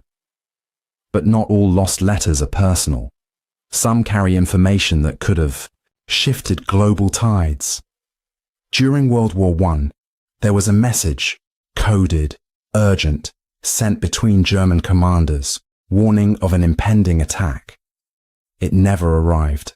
The battle unfolded with devastating consequences. Lives lost in the thousands. One envelope, one piece of paper could have changed everything. And yet, isn't that the strange power of words? Their presence, or absence, ripples through time. A missed message, a lost note, a letter caught in a storm. And history bends. What if there are letters still out there? Papers sealed in forgotten chests, buried in shipwrecks deep beneath the sea, tucked into walls during hurried escapes. Messages waiting to be read, their contents frozen in time. Imagine opening such a letter today, reading words meant for someone long gone, feelings and thoughts preserved like a time capsule. There's something profoundly human about that.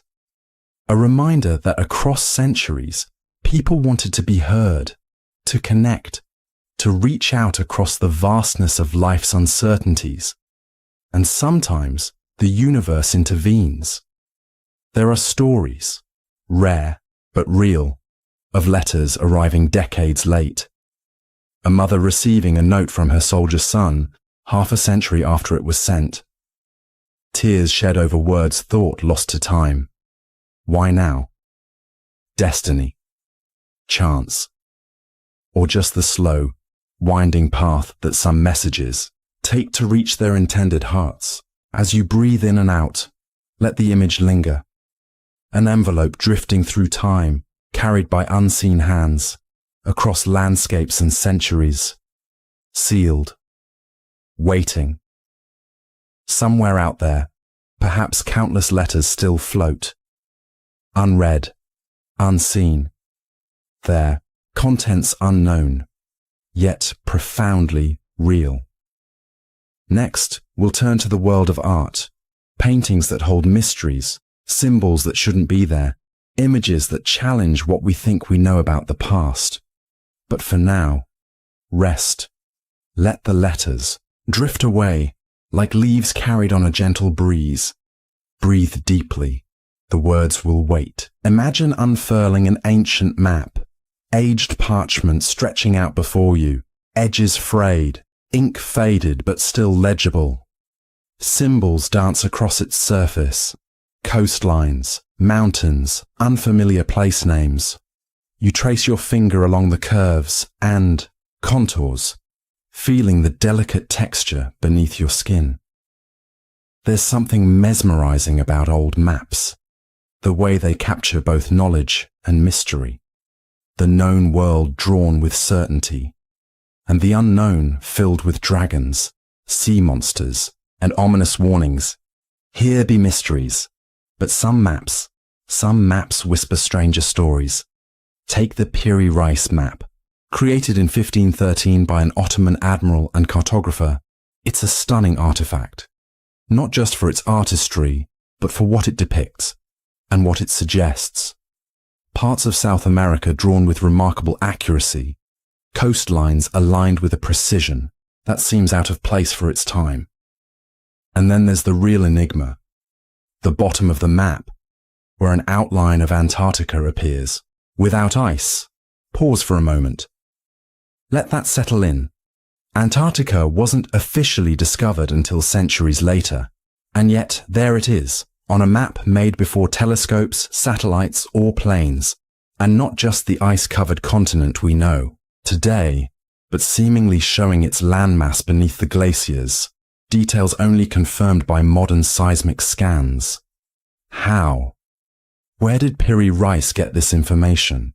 His own notes claim the map was based on even older sources, charts passed down from lost civilizations, records no longer known to history. Close your eyes and imagine the map makers of the past. Bent over candlelit tables, quills scratching against parchment. Sailors returning with stories of strange lands and endless seas, their words becoming lines on paper. But what if some of those stories weren't just hearsay? What if they came from knowledge older than we can fathom? The Piri Reis map isn't alone. There are other ancient charts, like the Orontius Phineas map from the 1500s, also showing lands supposedly unknown at the time. Is it mere coincidence?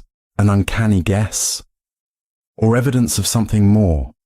A glimpse into a forgotten chapter of human history, where explorers ventured farther than our books recall? And that raises the question, how much have we lost?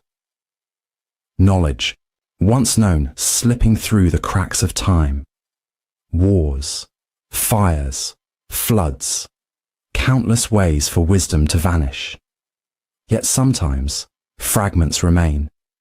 Maps tucked into dusty shelves, waiting for someone to notice the oddities. Someone like you, lying here now, tracing imagined coastlines in your mind.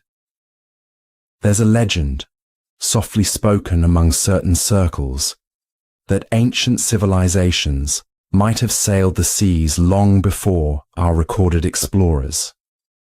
That there were cultures who charted the stars with such precision they could cross vast oceans, leaving faint footprints in stories and artifacts scattered across the world. Could that be true?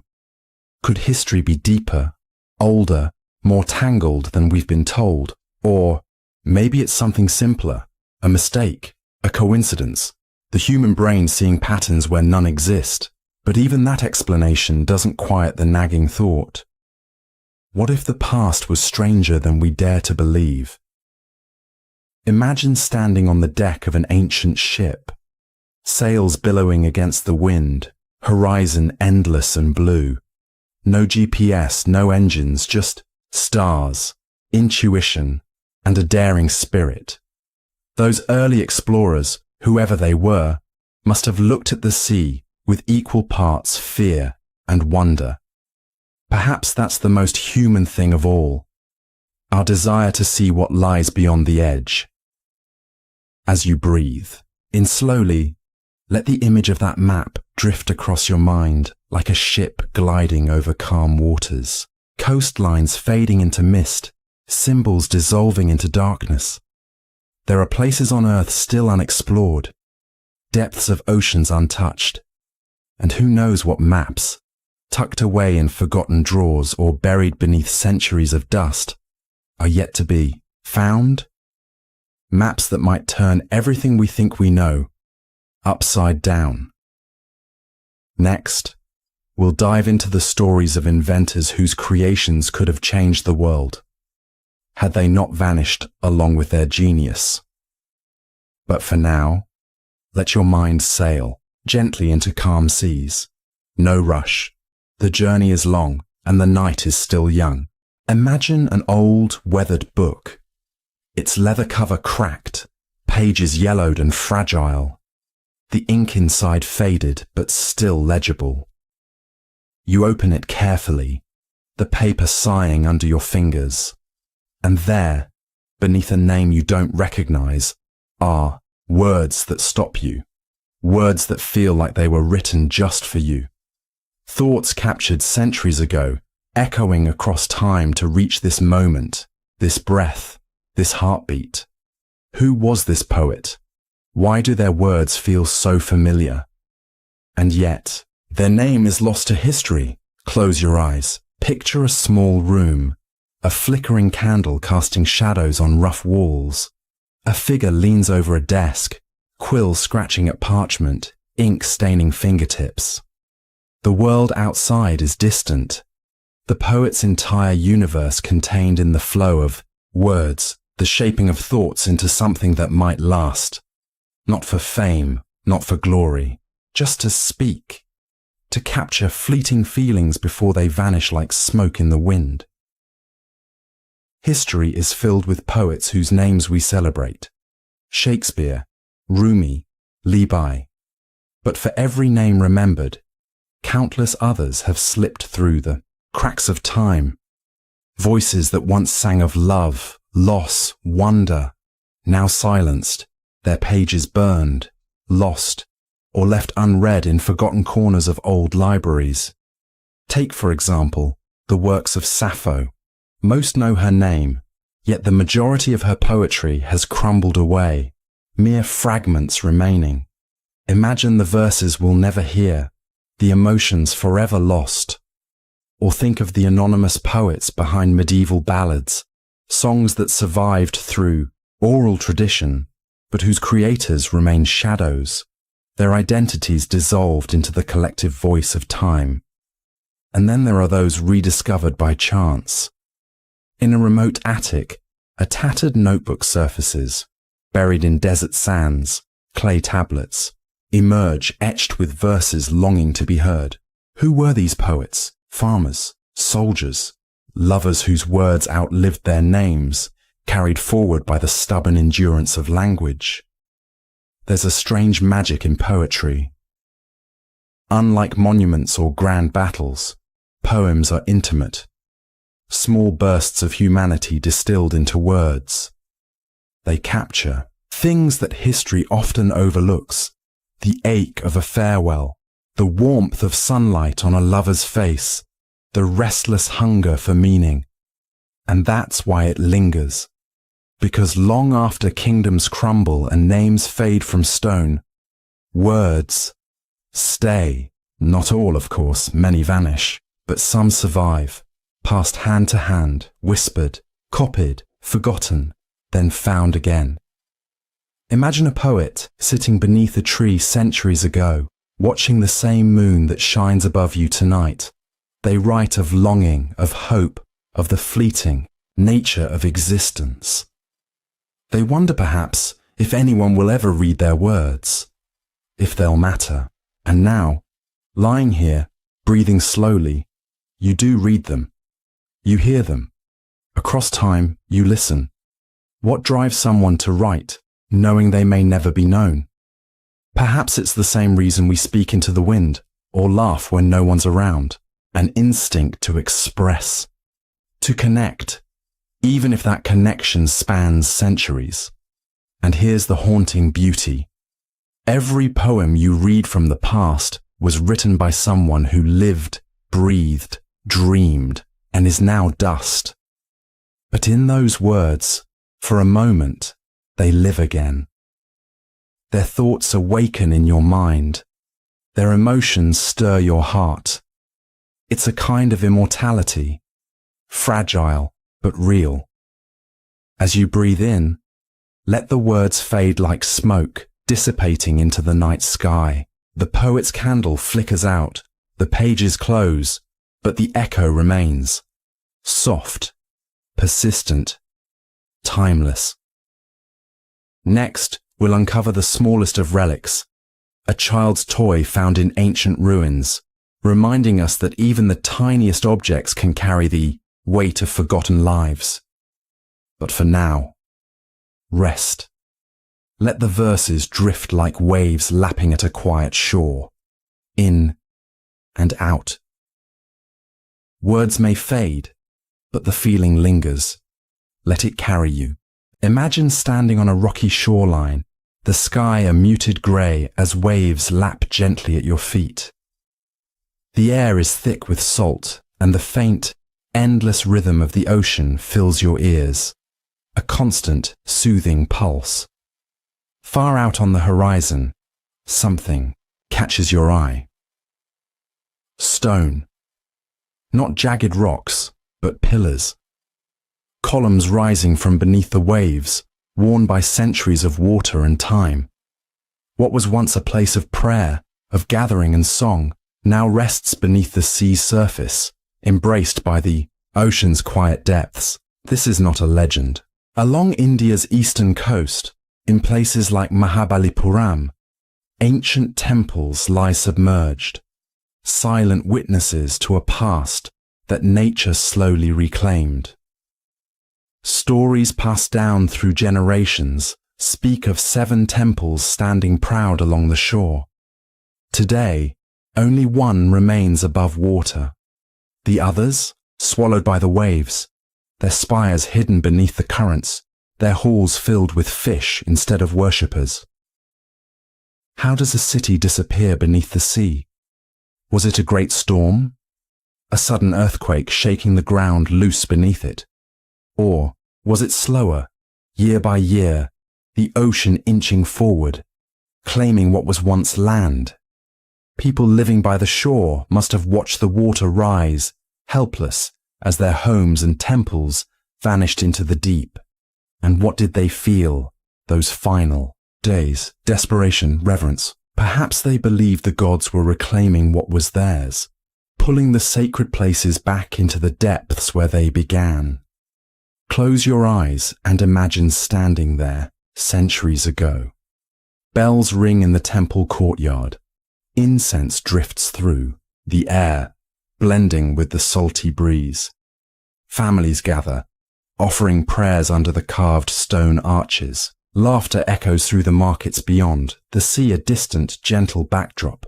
Then, one day, the water comes closer, not with a roar, not at first, just a few inches higher, enough to soak the edges of the market stalls, to creep into the temples, lower steps. People move inland, leaving offerings behind, hoping the gods will hold back the tide, but they don't. The waves rise, faster now. Storms grow stronger. Walls crumble, pillars fall, and then silence. What was once a place of life becomes a graveyard of stone beneath shifting waters. Centuries later, divers find the remains, carvings still visible on submerged walls, figures of gods with serene faces, untouched by time. The ocean, it seems, can erode stone but not spirit. Swimming through the ruins, you might find yourself in a corridor no human has walked in over 1,000 years, light filtering through the water in soft beams, casting everything in an otherworldly glow. And isn't that what the ocean does? It hides things, swallows them whole, not out of malice, but as part of its endless, cyclical nature. Civilizations rise, build their temples, worship their gods, and then the waves come, washing it all away until only silence remains. It makes you wonder, doesn't it? How many other cities lie beneath the seas? We speak of lost places like Atlantis as myths, but the truth is, our coastlines were once different. Thousands of years ago, land stretched farther. People lived where there's now only water. Entire worlds erased by rising tides, leaving only traces. And somewhere, perhaps deep below where any diver can reach, sit temples still, perfectly preserved, candles long extinguished, prayers trapped in stone. There's something humbling about that, the realization that no matter how grand, how sacred, how permanent something feels, nature always reclaims it. Time moves forward, waves rise, sand shifts, and what's left is memory, or the lack of it. As you breathe in slowly, let the image settle, a sunken temple beneath dark waters, fish gliding through empty halls, seaweed draped over once sacred altars.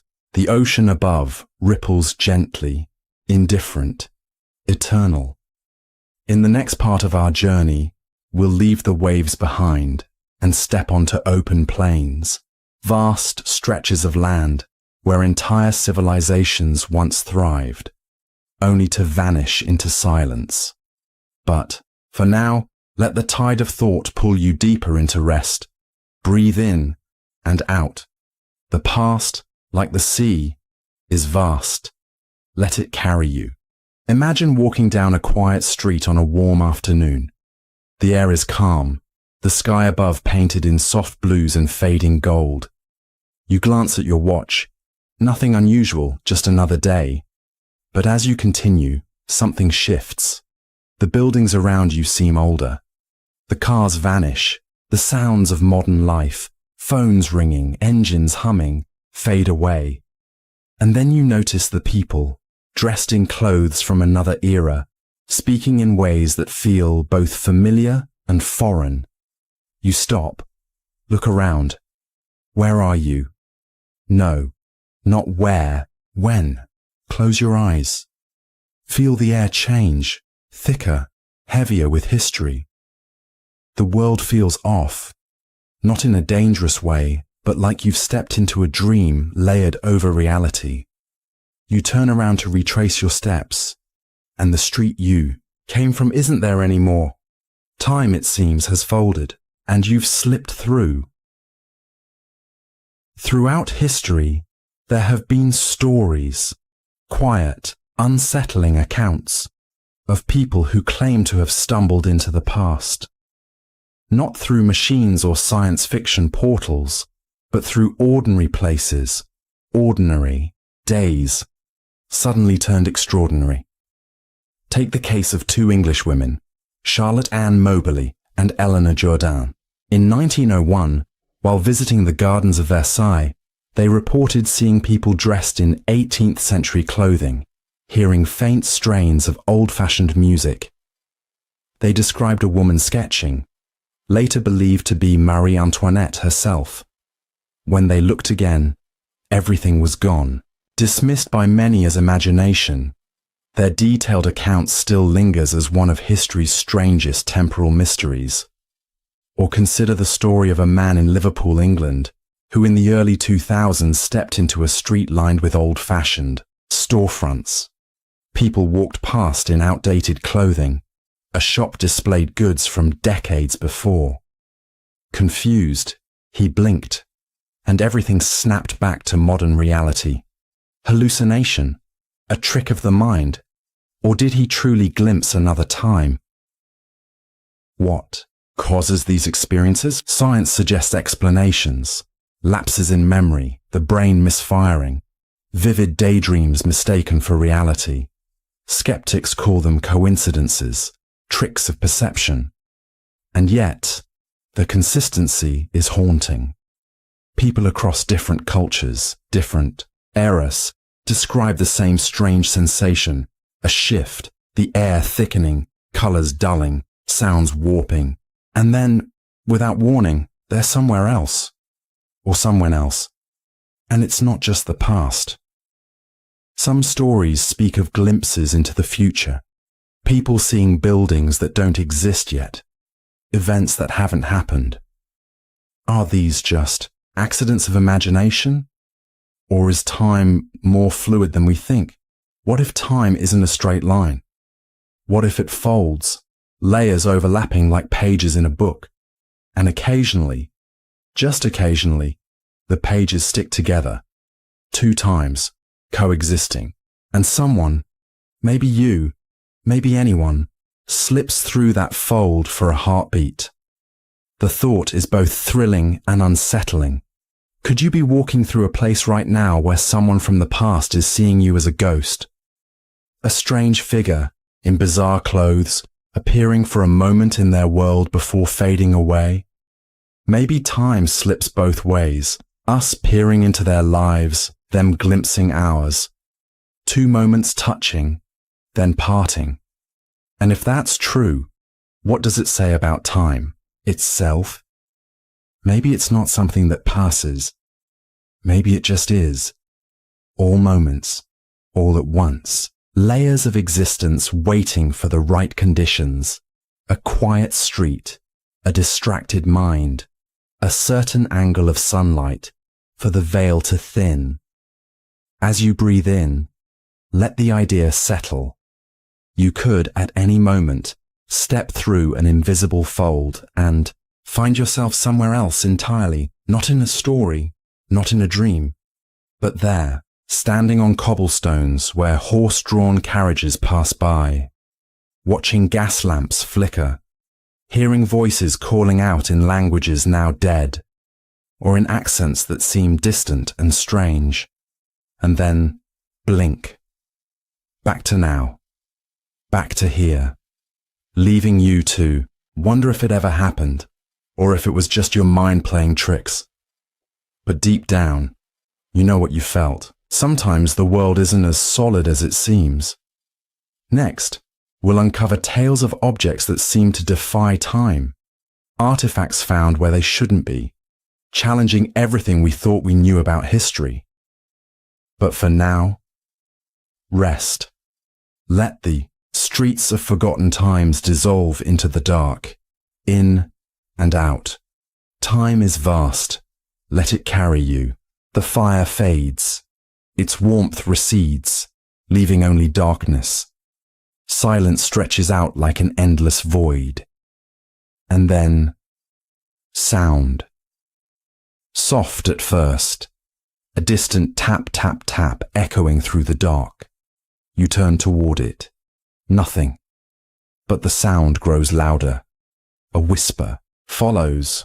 Words just beyond recognition, like voices underwater. You strain to hear. Hear us. Your pulse quickens. The room is empty.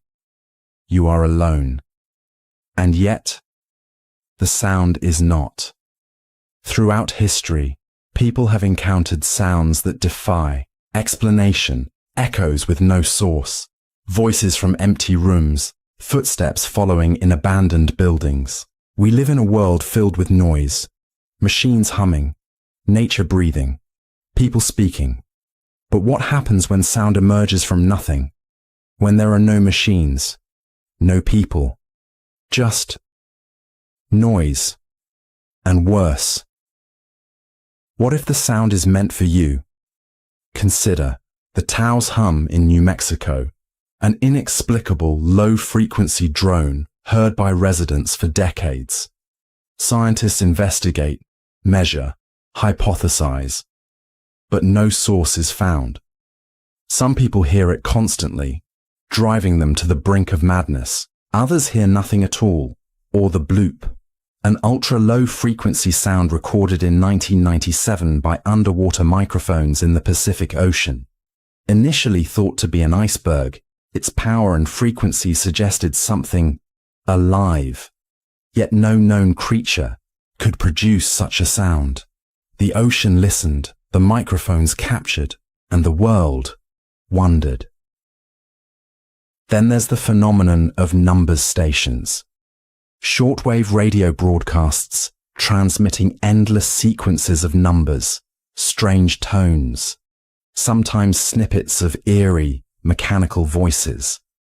No one claims them. No one explains them.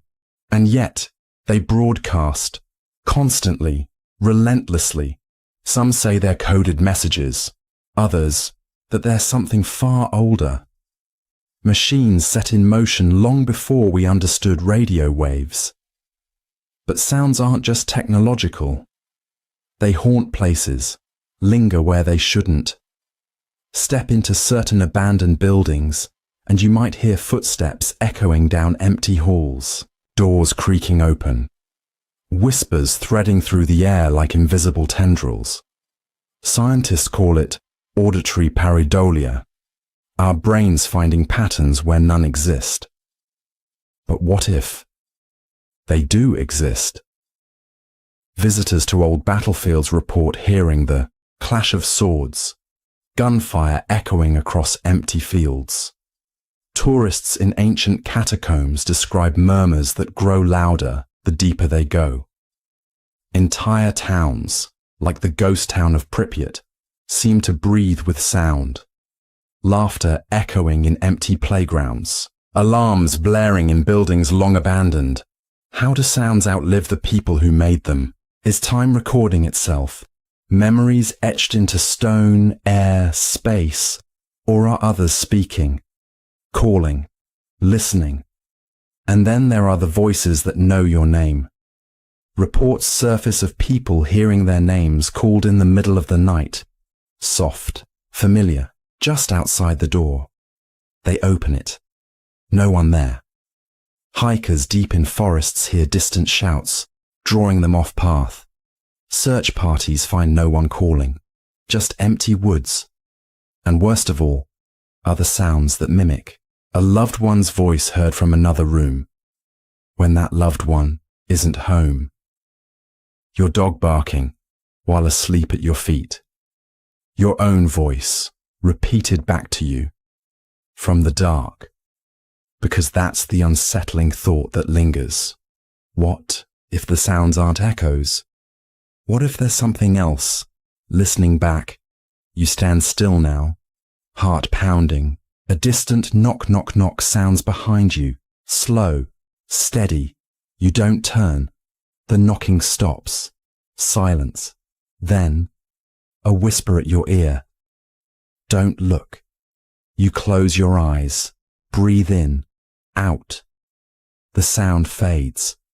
For now, as you breathe in, slowly, let the echoes dissolve into darkness, the whispers fading, the footsteps retreating into silence. Somewhere, sounds call out from empty rooms, empty places. Would you follow the voice, or would you cover your ears and pray it stops? Next, we'll reach the final chapter, where all threads converge, where mysteries bleed into one another, and where the line between reality and the unknown shatters. But for now, rest. Let the echoes drift away, the silence wrap around you, in and out.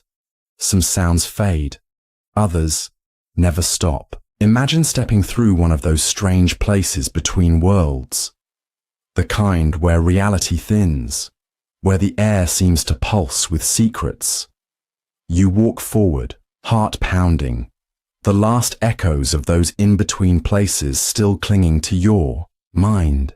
And then, you hear it. A voice. No, voices. Soft, layered like waves breaking against a distant shore. Words float through the air.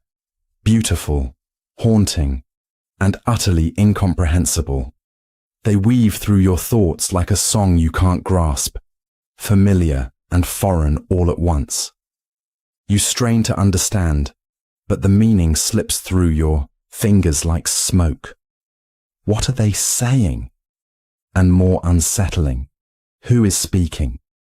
For as long as humans have spoken, languages have been born, lived, and died. Some fade slowly, slipping into silence as their last speakers pass away. Others vanish, abruptly, lost to conquest, disaster, or deliberate erasure.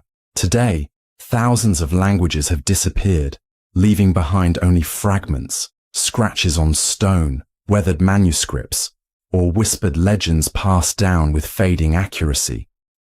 But what about the ones we still have?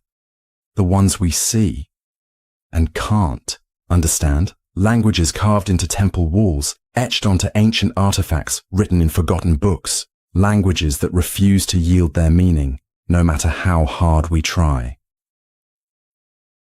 Take the Rongorongo script of Easter Island, a series of glyphs discovered on wooden tablets, intricate and deliberate. Decades of study, and yet no one knows what they say. Prayers, records, warnings, or something else entirely. The islanders' oral traditions offer no answers. The words remain silent. And then there's the Phaistos disc, a clay disc found on the island of Crete, covered in mysterious symbols arranged in a spiral. Scholars debate endlessly. Some claim it's a game, others a religious text, but no one truly knows. The disc sits in a glass case, patient, its secrets locked behind symbols no living tongue can pronounce. Why do these lost languages unsettle us so deeply? Perhaps it's because words are how we connect, how we reach across time, space, and culture. To find a message and fail to understand it feels like standing at a closed door with no key. Someone tried to speak to us across the centuries, and we can't answer. But sometimes the words seem to speak anyway. There are stories, quiet, unsettling, of people dreaming in unknown tongues, languages they've never learned, never heard, until the dream. Scientists call it cryptomnesia, forgotten memories bubbling up. But what if, like the shared dreams we explored earlier, something else is at work? What if these lost words still echo, bouncing through time, searching for ears that will listen? And then there are the truly bizarre accounts. Travelers hearing disembodied voices in caves, chanting in no known language. Unexplained recordings, capturing speech patterns unlike anything documented. Children spontaneously speaking words that don't match any modern dialect. Where do those words come from? What if language isn't just a human invention? What if it's something deeper, woven into the fabric of existence? A universal code, glimpsed in mathematics, in the sequences of DNA, in the vibrations of sound and light. Perhaps the ancients didn't create their languages. Perhaps they discovered them, tuning into something older, something fundamental. And that leads to an unsettling possibility. What if those forgotten words were never meant for us? What if they were messages between something else, civilizations beyond memory, beings beyond comprehension, warnings or invitations carved into stone, waiting for the right ears to hear, or worse? What if some words are better left unspoken? As you breathe in, let the voices drift away, soft like wind through trees. You'll never know what they said. Most of us won't. But somewhere out there, the words remain, scratched into walls, hidden in caves, floating in the spaces between worlds. And perhaps, if you listen closely enough, you'll hear them again. Not with your ears, not with your mind, but with something deeper. Next, we'll explore the ocean's hidden graveyards, vast watery expanses where ships vanish, never to return, and where the sea holds stories far older than we imagine. But for now, rest. Let the whispers fade into the night, in and out. Some words are lost, some are simply waiting. The visions fade. The flickering images dissolve into darkness, leaving nothing but the faint hum of your heartbeat in your ears. And then, warmth. Gentle at first, a comforting glow against the cold. You turn toward it. A flame dances in the dark, small, steady, alive. No wood, no fuel, no reason for it to burn. And yet, it does. You reach out, drawn to its warmth, but the closer you get, the more it feels wrong. Not threatening, not welcoming, just watchful. Flames aren't supposed to be aware, but this one feels like it is. Throughout history, fire has been a symbol of life, destruction, transformation. We light flames for warmth, for light, for ceremony, and we understand them. Fuel, oxygen, ignition. Simple, predictable, except when they're not. Across the world, certain flames refuse to die. They burn without explanation, no fuel to consume, no source to sustain them. And yet, year after year, century after century, they keep burning. Why? How? And what are they burning for? Take the eternal flame falls in New York, a small waterfall cascading over rock, behind which a flame flickers continuously. Geologists explain it away. Natural gas seepage. But the volume of gas found isn't enough to sustain such a flame. And yet, it persists.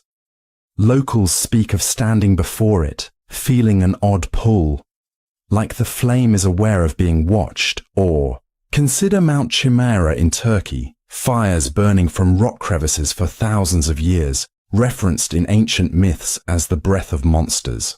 No fuel deposits large enough to justify the longevity, just fire, breathing from the earth.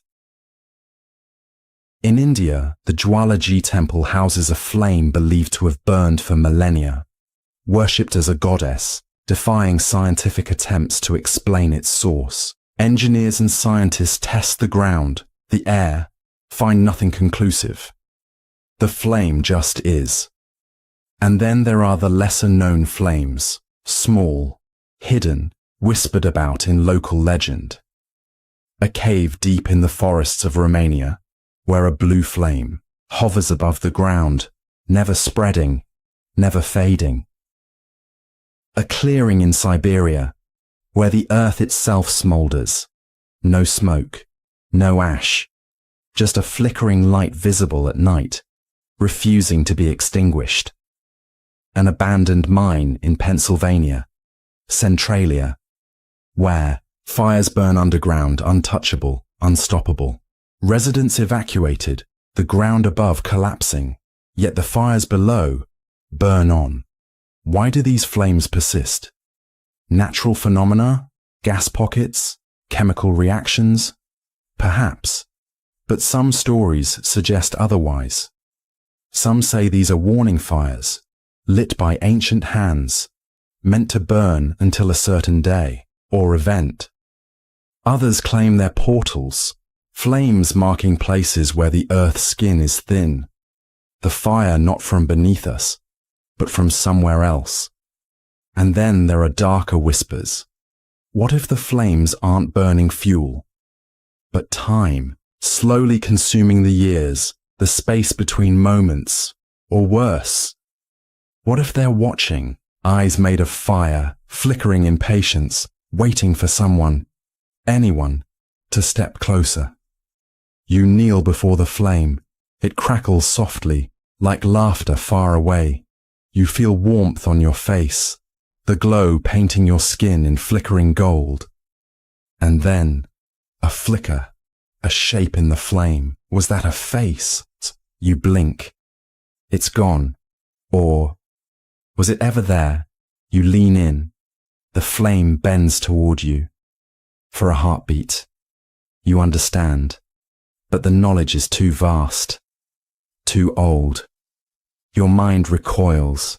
The flame straightens, flickers, laughs, and burns on as you breathe. In, let the warmth settle against your skin, the heat of a fire that never started and may never end. Somewhere, these flames flicker in darkness, untouched by rain, wind, time. Would you try to extinguish it, or would you let it burn and keep its secrets? Next, we'll listen to sounds without origin, echoes in empty places, voices calling from nowhere, noises that defy explanation. But for now, rest. Let the fire glow gently, its warmth fading as darkness folds around you. In and out. Some flames never die, and some never should. Imagine waking up to find an entire village gone. Houses empty, meals left half-eaten on wooden tables, fires still smouldering in hearths, clothes fluttering on lines, untouched, but not a single soul in sight. No signs of struggle, no footprints, leading away, just silence. An eerie, suffocating silence that seems to press against your ears the longer you stand there. Close your eyes. Picture that emptiness. Imagine walking down a dirt path lined with abandoned homes, doors creaking on their hinges as the wind whispers through empty rooms. What happened here? Where did everyone go? And how could they vanish? All at once. History holds strange tales of entire communities disappearing without explanation. One of the most haunting is that of the Roanoke colony in what is now North Carolina. Over 100 settlers, men, women, and children, arrived in the late 1500s to build new lives. Years passed, and when supplies finally returned, nothing. The settlement was deserted. No bodies, no signs of violence, just a single word carved into a tree. Croatoan. Was it a clue, a desperate message, or something else entirely? Centuries later, theories abound. Native alliances, starvation, disease, but none satisfy the chilling simplicity of the scene. An entire community, erased like footprints washed away by the tide. And then there's Rio Verde, a village in Brazil. In 1923, reports surfaced of a bustling town where, overnight, over 600 residents vanished. No struggle, no warning. Radios buzzed with static. Dinner plates sat with food uneaten. Gone. Official explanations were scarce, and soon the story drifted into legend, half forgotten, whispered only as a cautionary tale. What could make hundreds of people walk away without a trace? Mass hysteria, a sudden evacuation no one recorded, or something stranger, something that defies understanding. Imagine being the last person to leave, the one who turns back for a final glance at empty streets, windows staring like hollow eyes. Did they know? Were there signs? Odd noises in the night, strange figures at the edges of the forest, lights flickering above the hills. Or was it ordinary? Until, suddenly, it wasn't. Some stories speak of natural disasters, earthquakes swallowing villages whole, floods sweeping everything away. But what about places untouched by such forces? Places where everything remains perfectly in place, except the people. What if there are things history can't, or won't, explain? Moments when reality bends, swallowing entire communities into silence. And then there are the more unsettling thoughts. What if the villagers never left? What if they're still there, just unseen? Existing in some fold of reality we can't perceive. A shift in time, a slip between dimensions, Ideas that sound like fantasy, yet linger at the edges of scientific speculation. Could an entire population fall through some unseen crack in the fabric of existence? Or maybe the simplest explanation is the most terrifying. We just don't know, and perhaps we're not meant to. As you lie there, let the image settle. Empty houses bathed in moonlight, streets quiet under a blanket of stars, the air heavy with stories that will never be told. Somewhere, in forgotten places across the world, the earth holds secrets too deep for words. Next, we'll follow the trail of a traveler who vanished on a journey no one ever completed. A road stretching into nowhere, footsteps fading into silence. But for now, rest. Let the mystery drift like fog over empty streets. Breathe in and out. The world is vast, and sometimes it forgets. Imagine standing in a museum, the room cool and quiet, footsteps echoing softly against polished floors. Glass cases line the walls, each holding relics from the past, ceramic bowls, rusted swords, faded tapestries. History, neat and orderly, labels with dates and descriptions, everything in its proper place. But then you reach a display that doesn't make sense, an object that shouldn't be there, a carving older than the civilization that supposedly made it, a piece of technology from a time when humans barely knew how to shape stone. You read the label again, heart skipping a beat. Impossible, you think. And yet, there it is. Close your eyes. Feel the chill in the air, the hum of something ancient pressing against the edges of understanding. What if history isn't what we think? What if the past is deeper, stranger than we dare imagine? Throughout the world, objects have been found that defy explanation.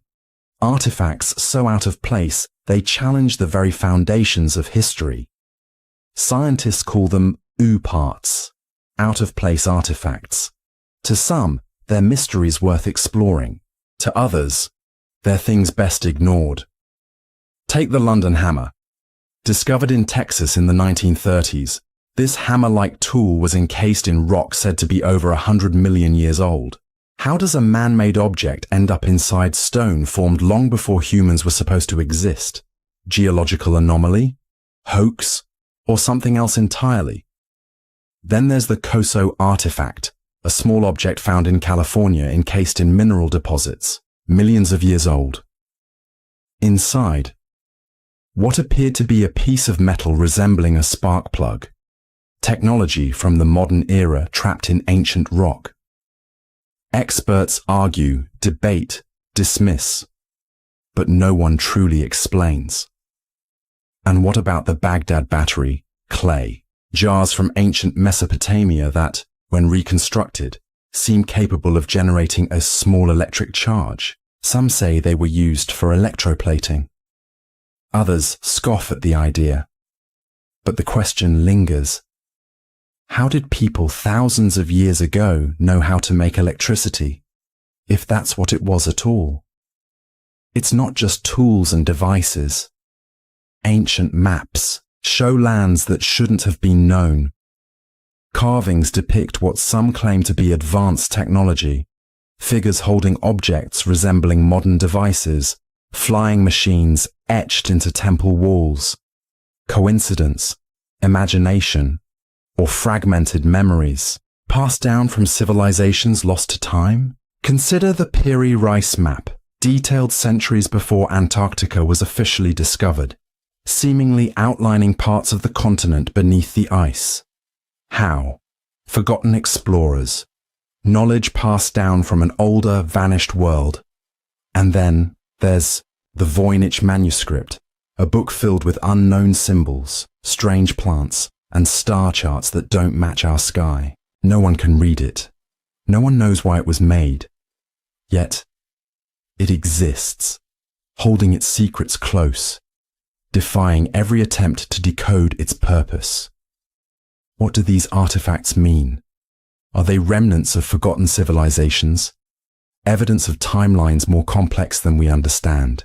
Some theorists whisper of advanced cultures wiped out by a catastrophe, Atlantis, Mu, Lemuria. Others suggest time travelers leaving behind fragments of future knowledge. And a few wonder if humanity isn't the first intelligent species to walk this earth. What if history repeats? Civilizations rise, flourish, reach heights beyond imagination, and fall, leaving behind traces so sparse they become myth. Stones shaped by hands long turn to dust, devices buried beneath layers of earth and time. Or maybe we're just seeing patterns where none exist. The human brain loves stories, loves to connect dots, even when they shouldn't connect. But some mysteries resist dismissal. They linger. They itch at the edges of certainty. As you breathe in slowly, let the image settle. A glass case holding an object no one can explain. People walk past, glancing briefly, moving on. But you stop. You stare. You wonder. Somewhere out there, beneath, deserts, oceans, mountains, more artifacts wait, hidden, patient, unfazed by human timelines, and you think, what else lies beneath our feet? What truths remain buried, waiting for someone curious enough to dig? Next, we'll descend into hidden tunnels and underground worlds, vast networks carved into the earth, their creators unknown, their purpose lost. But for now, rest. Let the artifacts fade into shadow, in and out. Some things endure beyond explanation. Let that thought carry you. Imagine standing in a dimly lit gallery, surrounded by paintings whose colors have softened with age. The room is quiet, the only sound your footsteps echoing against the old wooden floor. You pause before a canvas, layers of oil paint capturing a scene centuries old, a royal court, a village festival, a serene landscape. On the surface, it seems ordinary, but then your eyes catch something, a detail that shouldn't be there, a figure holding an object too modern, a background element, resembling technology far beyond the painting's era. How? A trick of the imagination? A coincidence? Or something more? A whisper from the past hinting at a truth we've overlooked. Art has always been a window into the world of its time. Portraits capturing power, landscapes preserving fleeting beauty. But sometimes, artists include things that make us pause. Take the painting, The Madonna with St. Giovannino, a 15th century work that, at first glance, appears to be a typical religious scene. But look closely above the Virgin Mary's shoulder, and there it is. A strange, disc-shaped object hovering in the sky. Nearby, a man gazes upward, shielding his eyes from something. Unexplained. Centuries later, theories swirl. Was it a representation of an angelic presence? A symbolic element lost to modern understanding?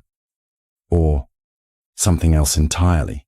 It's easy to dismiss such details as artistic flourishes until you find them in multiple works across different countries, painted by artists who never knew one another.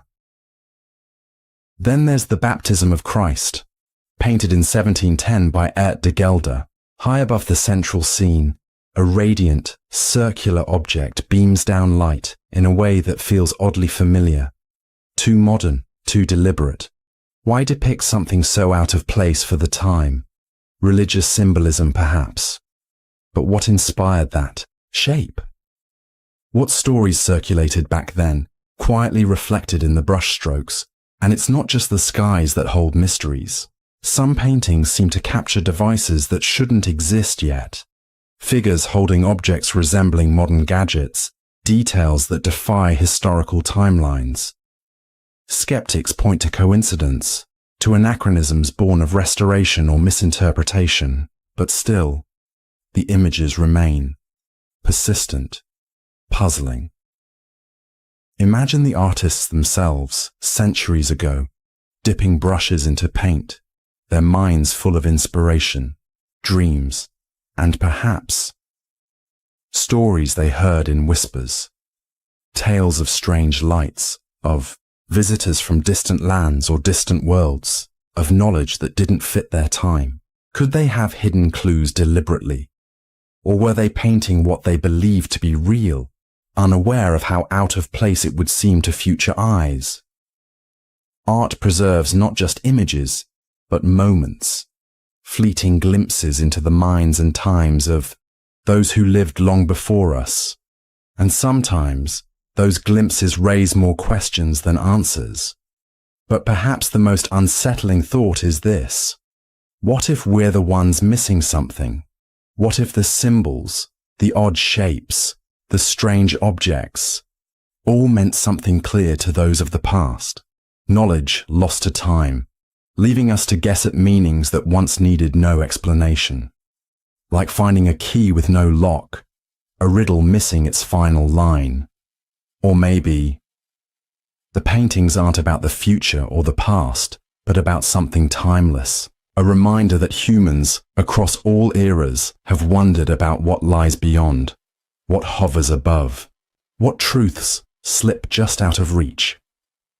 As you lie there, breathing slow and deep, let the images fade, the canvases dissolving into darkness, brush strokes melting into shadow.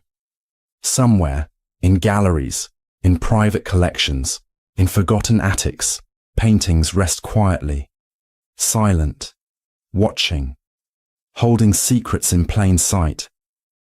Next, we'll journey to places that simply vanished, entire villages that disappeared overnight, leaving nothing but questions and empty ground. But for now, close your eyes, let the colors fade.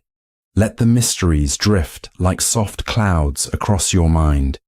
Breathe in and out. The past is full of whispers. Tonight, you've heard a few. Imagine standing at the base of an enormous stone block, so massive it dwarfs you, casting a long shadow across the rocky ground. You reach out and touch its surface, rough beneath your fingertips. Grooves still visible where ancient tools carved and shaped it. The stone was meant to be moved, placed, lifted into something greater. A wall, a temple, a monument to last for ages. But it wasn't. It still lies there, half buried, half finished, abandoned in the middle of nowhere. Why? Why begin something so monumental only to walk away? What made the builders stop? Close your eyes. Feel the weight of that question settling in. The world is full of these places. Unfinished megaliths scattered across continents. Vast stones carved with impossible precision, some weighing hundreds of tons, left where they lay. Projects that should have defied the technology of their time. Labor that must have consumed years, maybe generations, of effort. And yet, they remain incomplete, their purpose lost in the folds of history. Take, for instance, the unfinished obelisk in Aswan, Egypt, a colossal stone slab still resting in its quarry, cracks running through it like scars. Had it been completed, it would have stood taller than any obelisk in history, an achievement beyond comprehension. Workers carved deep trenches around it, preparing to free it from the bedrock. And then, something happened. Maybe the stone fractured, or maybe something else, something unrecorded, something no one dared write down. And so they left it. Tools set aside, plans abandoned, or journey to Baalbek in Lebanon, where massive stones, each weighing more than an airliner, sit in place, perfectly aligned, and yet nearby, even larger stones lie unfinished, abandoned in their quarries. How? Even with modern machinery, moving such monoliths would be a feat. And why go to such lengths? Just to stop? There's something haunting about standing before these stones. It's not just their size, it's the silence around them, the unanswered questions, the absence of names or records. These weren't random accidents. They were plans, grand, ambitious, perhaps even desperate, and yet, for reasons lost to time, they were never completed. What drove them? Was it devotion, fear, power? Imagine the people working here, hundreds, maybe thousands, laboring under the sun, their bodies aching, their hands blistered.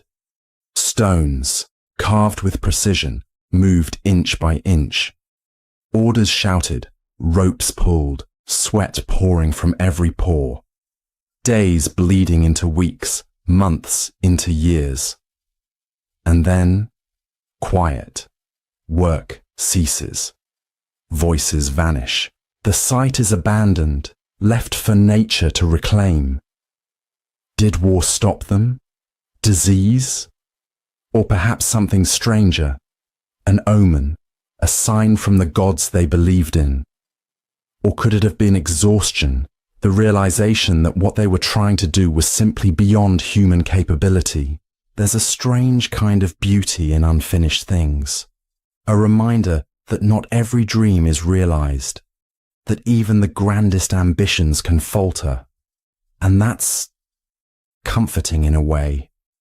To know that even in the past, when so much effort was poured into permanence, people stopped, accepted failure, moved on, and yet these stones remain. Centuries pass, empires crumble, languages die, and the stones wait.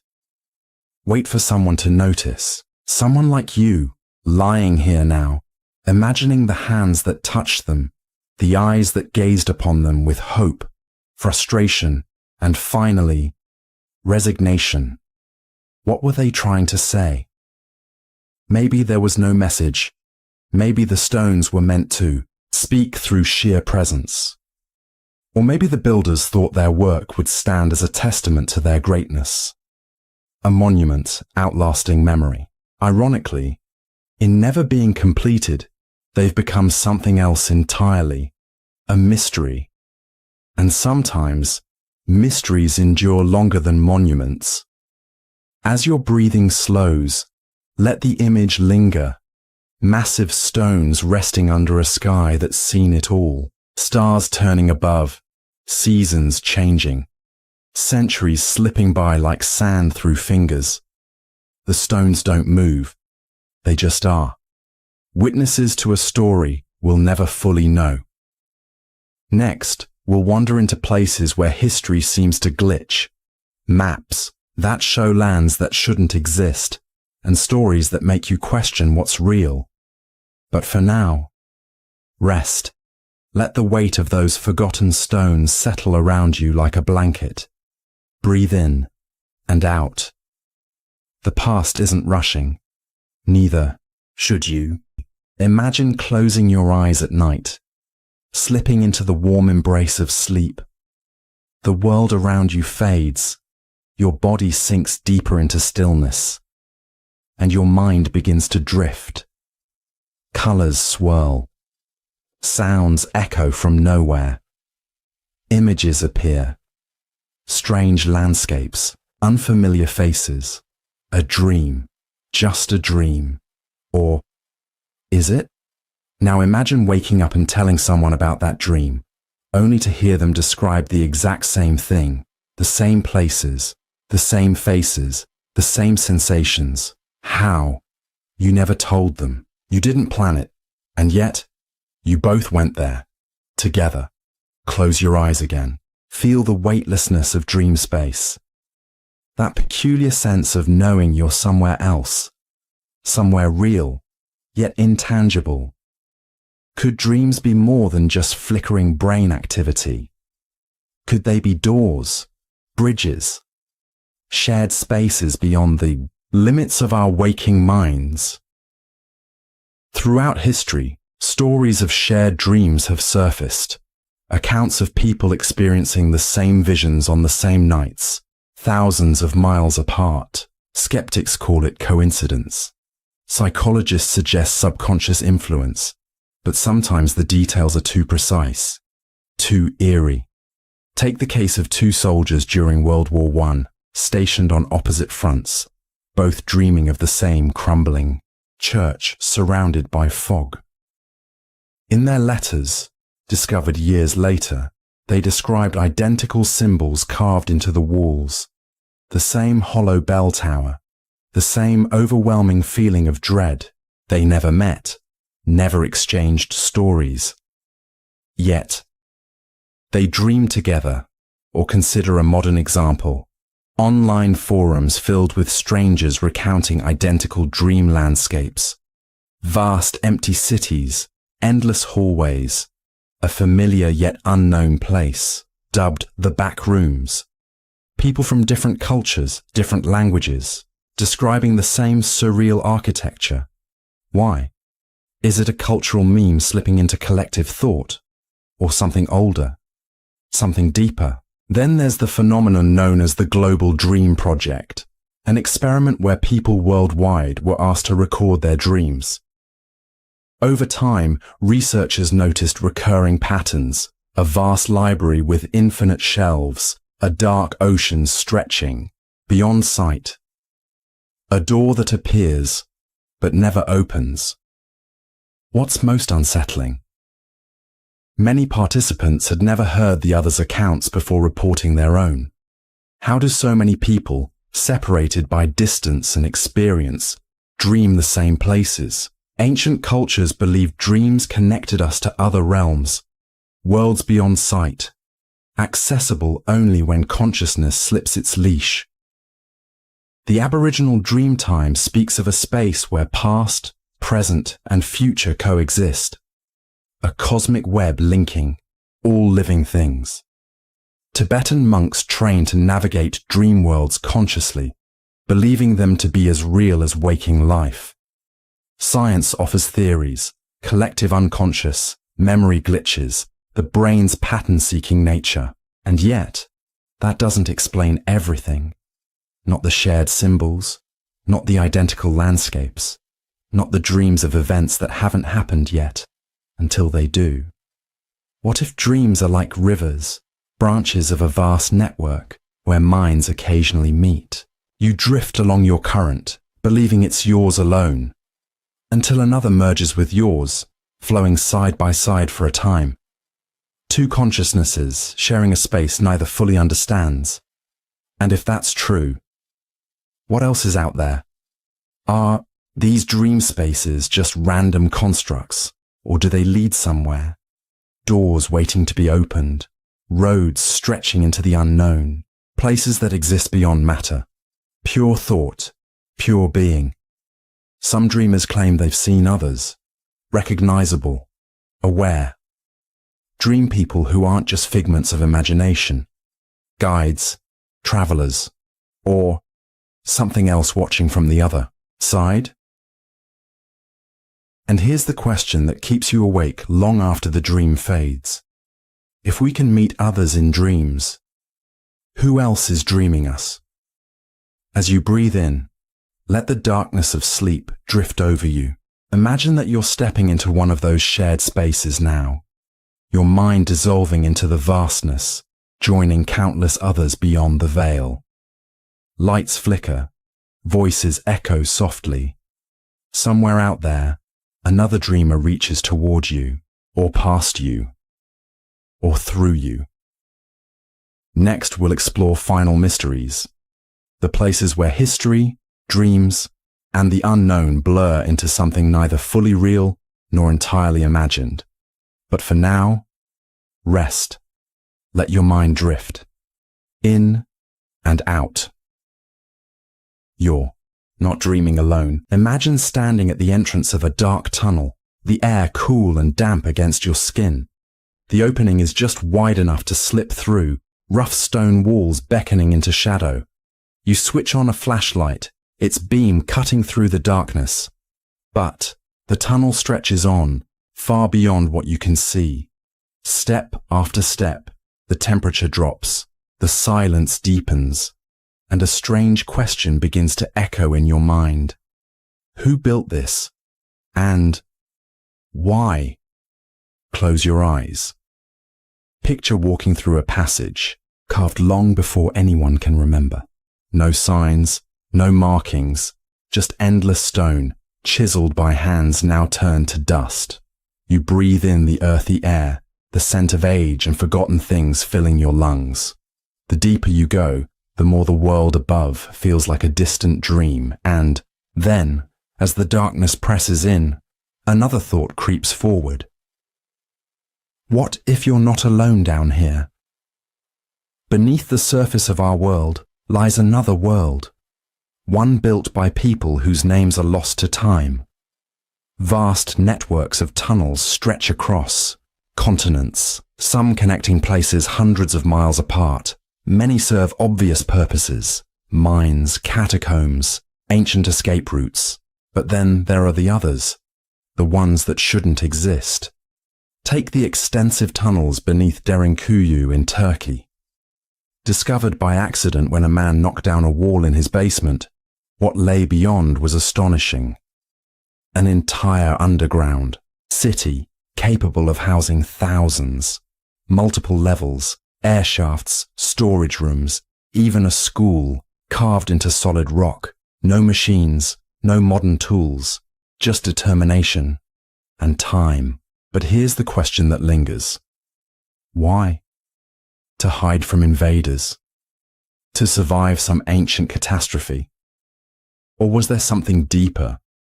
Something we'll never fully grasp? And Derinkuyu isn't alone. Across Europe, especially in Bavaria and Austria, archaeologists have found Erdstalls. Narrow, winding tunnels with no clear purpose. Too small for storage, too impractical for travel. No records explain them. No artifacts offer clues. Just dark passageways carved with care, leading nowhere. Why would people go to such lengths to carve into the earth? Fear, faith, necessity. Some believe these tunnels were sanctuaries, refuges from war or climate disasters. Others suggest they served religious or ritualistic purposes, gateways to underworld beliefs. And then there are the stranger theories. Secret transportation systems from a forgotten civilization. Remnants of a lost global network connecting ancient cultures. Or, more unsettling, the idea that people weren't hiding from something above, but from something below. Folklore from various cultures speaks of underground beings, spirits, creatures, or entire civilizations beneath our feet. Just stories, most say. But standing in those tunnels, surrounded by cold stone and silence, you begin to wonder. And here's the strangest part. Some tunnels are perfectly preserved. No cave-ins, no natural collapse. As if something maintains them. Or perhaps no one's been in them long enough for nature to reclaim them. Imagine traveling deep underground, flashlight flickering, heart pounding. You brush your hand against the walls, feeling the tool marks. Tiny grooves from countless hours of work. Were those hands guided by fear, hope, orders from someone who knew something others didn't? The deeper you go, the more the weight of the earth presses down. You hear your breath, your footsteps, and nothing else. And then you reach a dead end, or so you think. A faint draft suggests otherwise. A hidden passage? A deeper chamber? You hesitate. Part of you wants to turn back. Part of you needs to see where it leads. But what if some doors are better left closed? As you breathe slowly, let the darkness settle around you. The imagined chill of those underground halls wrapping around your mind. Above, the world moves on. Sunlight, cities, laughter. But beneath, the earth keeps its secrets. Silent. patient. Some tunnels lead nowhere. Others might lead to answers we're not ready for. Next, we'll look at ancient calendars predicting strange patterns, timelines that suggest history moves in cycles more profound than we understand. But for now, rest.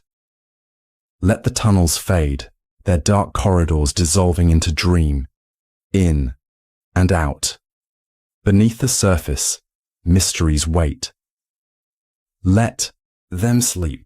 Imagine walking down a street you know well, each turn familiar, every building etched into your memory, the same cracks in the pavement, the same flickering street lamp that's always been there. But then, something feels off. The buildings seem taller, the shadows deeper. The air hums with a strange stillness. You glance back, and the street you just walked vanishes into darkness. Where are you? No, not where. What is this place? Close your eyes. Feel that sensation, that disorienting, stomach-dropping awareness that something has shifted, that you've slipped somehow into a space that shouldn't exist. Not a dream, not fully real. Something in between.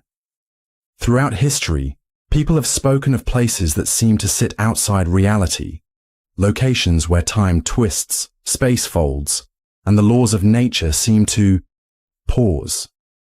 The Japanese call them kamikakushi, spirit places where people vanish, only to reappear days or years later, unchanged and confused. In Celtic folklore, they're thin places, spots where the boundary between worlds wears thin, where one wrong step takes you somewhere else. These aren't just old stories. Modern accounts abound. Travelers turning down a road that shouldn't exist, driving for hours before re-emerging onto a highway miles from where they started. Hikers walking into fog and finding themselves surrounded by landscapes that don't match any map. Then, just as suddenly, stepping back into familiar ground. Buildings appearing where none stood before. Doors that open to hallways stretching far beyond the space they should occupy. Some call them glitches in reality. Moments when the simulation, if that's what this is, falters. Others speak of alternate dimensions bleeding into ours, chance overlaps in an infinite multiverse.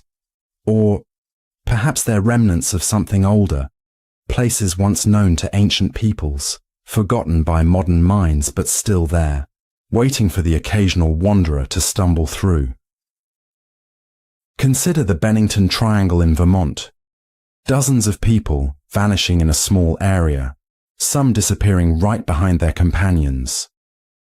Or the Hoya Forest in Romania, where visitors report sudden disorientation, lost time, and strange lights weaving between the trees. Science offers theories, magnetic anomalies, psychological effects, but the stories persist.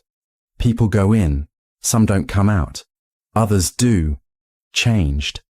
And then there are doors, literal ones. Stone arches hidden in forests, doorways carved, into mountainsides with no known builders, no known purpose. In Peru, Puerta de Hayumarca is called the Gate of the Gods. Local legend says shamans with the right ritual can pass through it. To where, no one knows.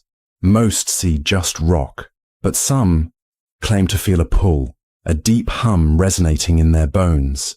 What if these places are entry points, not just to other lands or times, but to realities beyond our comprehension? Worlds layered over ours, accessible only through chance or intention. And here's the most unsettling thought. What if you've been in one and didn't realize? A moment of déjà vu. A street that seems stretched, unfamiliar. A feeling that the world just shifted slightly, off kilter. We brush it off. But maybe, just maybe, you stepped into a place between places. and stepped back before you noticed. Or worse, maybe some people never notice. Maybe some people never come back. As you breathe in slowly, let the streets fade, the doorways dissolve into darkness. Feel the thinness of the world around you, the way reality feels like fabric, stretched taut, sometimes worn thin enough to see through. Somewhere out there, maybe right beneath your feet, another place waits. Quiet, patient, always just there. Next, we'll listen to sounds without origin, echoes in empty places, voices calling from nowhere, noises that defy explanation. But, for now, rest. Let the words drift away, their forgotten meanings dissolving like mist in the dark, in and out. Some languages are lost, and some were never meant to be understood. Imagine sitting by a fire under a star-filled sky. The flames flicker, casting warm light against the darkness, and somewhere beyond the glow, the world feels vast and unknowable. An old storyteller begins to speak, their voice low and steady. There are stories, stories that don't fit, stories that shouldn't exist. Tales passed down through generations, whispered across continents, recorded in ancient texts and dismissed by modern minds. Events that defy logic, artifacts that rewrite timelines, accounts so strange they leave us questioning everything we know. Close your eyes. Breathe in the cool night air. Let the fire's warmth soak into your skin as the stories unfold. Some are unsettling. Some are beautiful. All are mysteries. Take the case of the Antikythera mechanism, a device pulled from a shipwreck off the coast of Greece in the early 1900s. At first glance, it looked like a lump of corroded metal, but beneath the layers of rust lay gears that turned with astonishing precision. Scientists now believe it was an ancient analog computer, capable of predicting astronomical events with a complexity not seen again until centuries later. How? How did people over 2,000 years ago build something so advanced, only for that knowledge to vanish? Then there's the Dropa stones, allegedly discovered in a remote cave in China, carved with spirals and strange markings. Some claim they tell the story of beings from the stars, visitors who came long before recorded history began. Mainstream archaeologists dismiss the idea, but the stones remain, their symbols unreadable, their purpose unknown. And what of the Voynich manuscript? A book filled with bizarre illustrations of plants that don't exist, written in a language no one can decode. Linguists, cryptographers, and historians have tried and failed to unlock its secrets. Who wrote it? Why? Was it a hoax, a code, or something else entirely? Some mysteries aren't objects, they're events, like the dancing plague of 1518, when dozens of people in Strasbourg began dancing uncontrollably in the streets. Not for hours, not for days, for weeks. Many collapsed, some died, no one knows why. Mass hysteria? Poisoned grain? Or something stranger? Or the Tao's hum? A persistent, low-frequency sound heard by residents of a small town in New Mexico. No source found, no explanation given. Just a sound, humming in the background, driving some to the edge of madness, leaving others oblivious. These aren't stories born of fantasy. They're recorded, studied, real, and yet they don't fit. They sit in the margins of history like smudges on an otherwise neat page. Impossible to ignore, impossible to explain. Why do these mysteries unsettle us so deeply? Maybe because they remind us that for all our knowledge, we understand so little. We crave explanations, answers, closure. But history isn't always neat.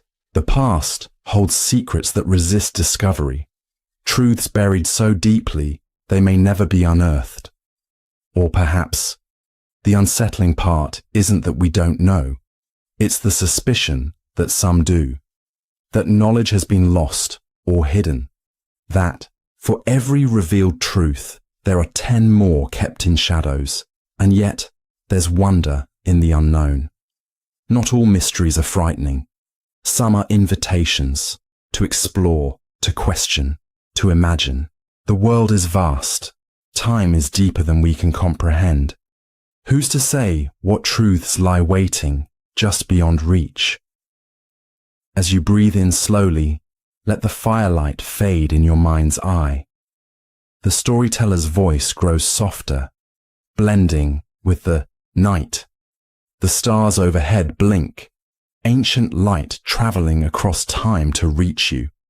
Somewhere out there, out in the vastness of history and space, answers exist. Or maybe just more questions. Next, we'll uncover legends of time slips, moments when people claim to have stepped into the past, witnessing what should be long gone. But for now, rest. Let the mysteries swirl and drift like smoke on the breeze. In and out. Not everything is meant to be understood. And that's okay. The forest fades. The trees dissolve into darkness, their twisting branches receding like distant memories. And then, stillness. Not the living stillness of the woods. This is different. Heavier. Colder. Stone walls rise around you again. But this time, you're underground. The air is dry, tinged with dust, and the faint scent of earth undisturbed for centuries. Ahead, flickering light reveals shapes scattered across the floor. Shapes that, even before you see them clearly, you recognize: bones, ribs curling like collapsed cages, skulls grinning in eternal silence, spines coiled in strange, unnatural positions. They lie where they fell, or where someone placed them. And the air is thick with a truth that gnaws at the edges of your mind. Bones remember. We think of skeletons as remnants, fragments of lives long gone, but bones tell stories, if you know how to listen. They hold traces of age, of illness, of trauma. Historians and archaeologists can read them like pages in a book. But sometimes, the stories don't make sense. Sometimes bones tell impossible tales. Take the Lovelock Cave in Nevada. Excavations in the early 1900s uncovered massive human remains. Skeletons reportedly over 8 feet tall. Myth, misidentification, or evidence of something history refuses to acknowledge. Local Paiute legends speak of red-haired giants driven into caves and burned alive. Stories dismissed as folklore until bones surfaced. Most were quietly removed. Few remain. No one talks about them. Then there's Kabwe 1, the so-called Broken Hill skull found in Zambia, dated to hundreds of thousands of years old, yet bearing strange features. Bullet-like holes in the bone, smooth-edged as if made by modern weaponry. How? No tools of that kind should have existed. Scientists argue. Theories swirl. The questions remain. And what of the Star Child skull, an oddly shaped cranium discovered in Mexico? Genetics tests inconclusive. Some claiming deformity, others suggesting something far stranger. The shape, the density, none of it fits human norms. Is it a genetic anomaly? Or a relic of something we've never encountered? But it's not just shape, it's placement. Skeletons found in layers of rock millions of years old, long before humans were supposed to exist. Footprints fossilized beside dinosaur tracks, defying timelines carved into textbooks. Tools embedded in coal seams, skeletons discovered in geological strata that shouldn't contain them. How do bones end up where they don't belong? Time travel? Lost civilizations predating everything we know? Or is our entire understanding of history wrong? And then there are mass graves hidden beneath cities, bones stacked, tangled, forgotten, some known, plague pits, war casualties. Others have no explanation, hundreds, thousands of skeletons with no records, no context. Who were they? Why were they buried and erased? Sometimes the bones seem to speak, not in words, but in presence. Catacombs beneath Paris stretch for miles, skulls lining walls like grim wallpaper. Visitors report whispers echoing through the tunnels, soft, sibilant, words just beyond comprehension. Others feel cold hands brush against their skin, hear footsteps that never approach. In certain burial mounds, people speak of standing among ancient bones and feeling watched, not by something living, by the dead themselves. And here's the unsettling thought that lingers as you stare at the hollow sockets of a skull lying at your feet. What if bones don't just remember? What if they wait? Wait for acknowledgement, for recognition, for someone to piece together the stories carved into marrow and mineral, or worse. What if some bones wait for something to wake them up? You kneel, reaching out. Your fingers brush bone, smooth, cool, and for a heartbeat, you feel a pulse. Not yours, not living, something older, deeper. You pull back, heart racing. The bones lie still, but the feeling lingers. As you breathe in slowly, let the silence settle. The weight of countless lives, condensed into bone and dust. Somewhere, beneath the ground you walk every day, bones lie in the dark. Some honored, some forgotten, some deliberately hidden. Would you dig them up? Would you listen to what they have to say? Next, we'll follow roads built for no one, paths leading nowhere, stretching into desolation and mystery. But for now, rest. Let the bones lie still, there, stories sinking into darkness, in and out. Bones remember, and some memories never fade. Imagine walking through a valley at dusk, the sky painted in soft hues of lavender and gold. The ground crunches beneath your feet as you approach an ancient stone wall, cracked, weathered, covered in creeping moss. At first it seems like nothing, more than the remnants of some forgotten structure. But then, you notice them. Marks, lines and symbols, faint but deliberate, carved deep into the rock. Words, or at least, someone's attempt at preserving a thought, a feeling, a moment. You reach out, fingertips tracing the grooves, and for a fleeting second, you're connected to a person who lived centuries, perhaps millennia, before you. A stranger who stood, in this very spot, holding a chisel, deciding that this message needed to last. Close your eyes. Breathe in that stillness. What did they write? Was it a declaration of love? A warning? A simple, impulsive thought, like I was here, etched into stone with the quiet hope that someone, someday, might notice. Across the world, carved messages remain, outliving empires, outlasting languages.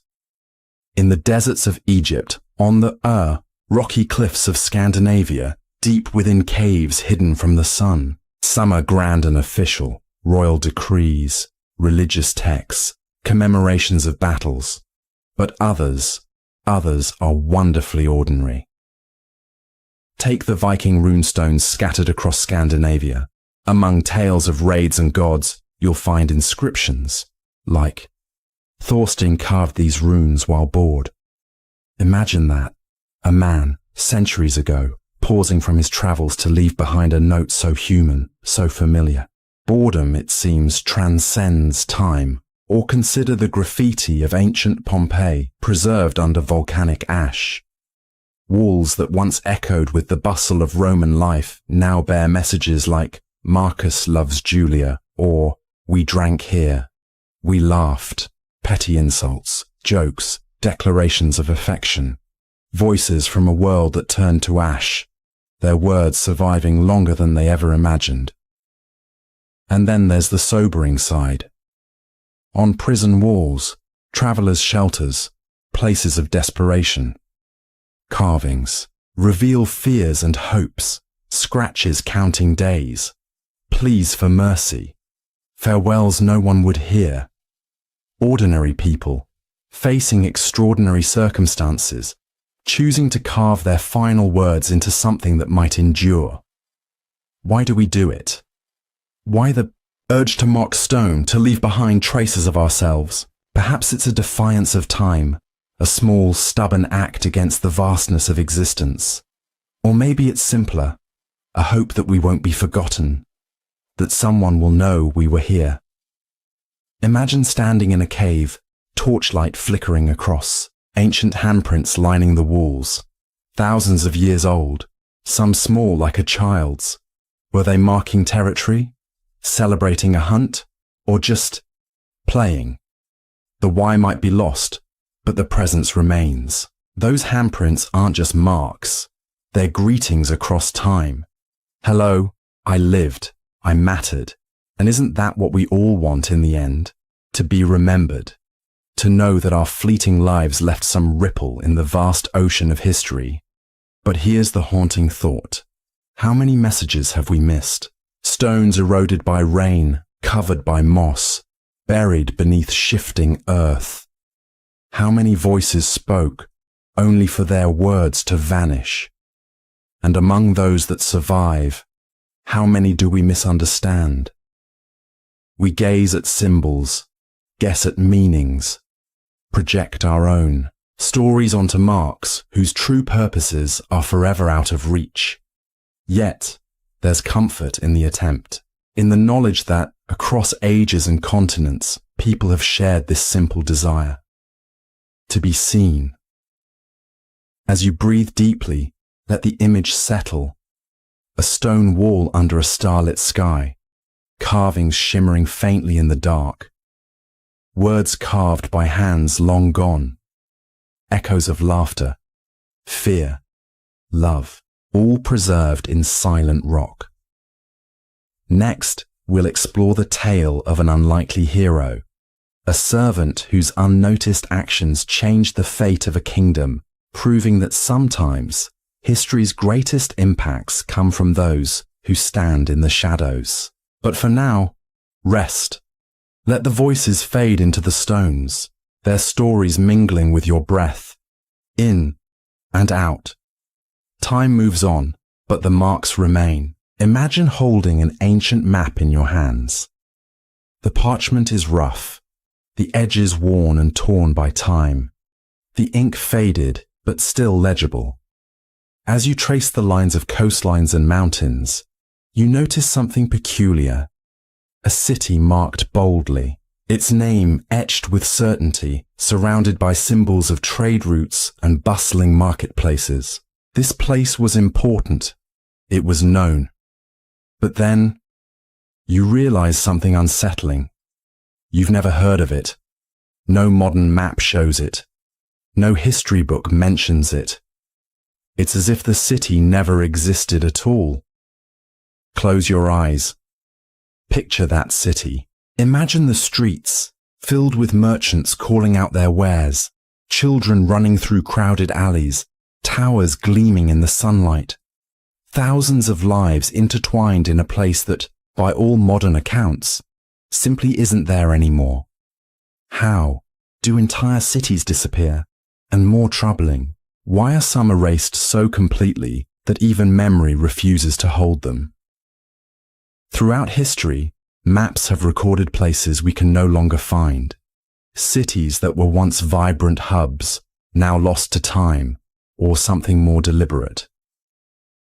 Take the case of Quivira, a city sought by Spanish explorers in the 16th century, rumored to be filled with riches beyond imagination. Expeditions set out, convinced of its reality, yet no trace was ever found. Was it myth, misdirection, or was it once real, swallowed by nature or quietly removed from record? Then there's Tanis, a thriving Egyptian city that rivaled Thebes in grandeur.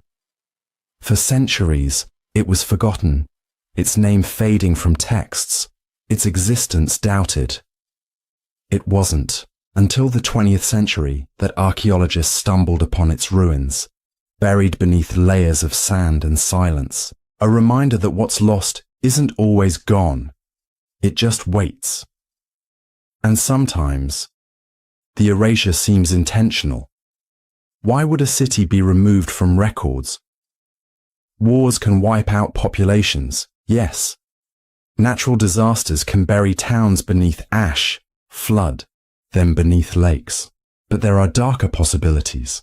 Rulers rewriting history to erase enemies. Entire cultures wiped from maps to consolidate power. Imagine living in a city one day, thriving, bustling, and waking up to find that, to the world beyond, you don't exist. Your home, your people, deleted from the narrative. Ancient texts speak of Ubar, the so-called Atlantis of the Sands, in Arabia. For centuries, it was dismissed as legend until satellite images revealed traces of roads converging in the empty quarter of the desert, leading to what seemed to be ruins. A city, once vibrant, now buried beneath shifting dunes. Was it swallowed by the earth? Or was it hidden deliberately by those who wanted it forgotten?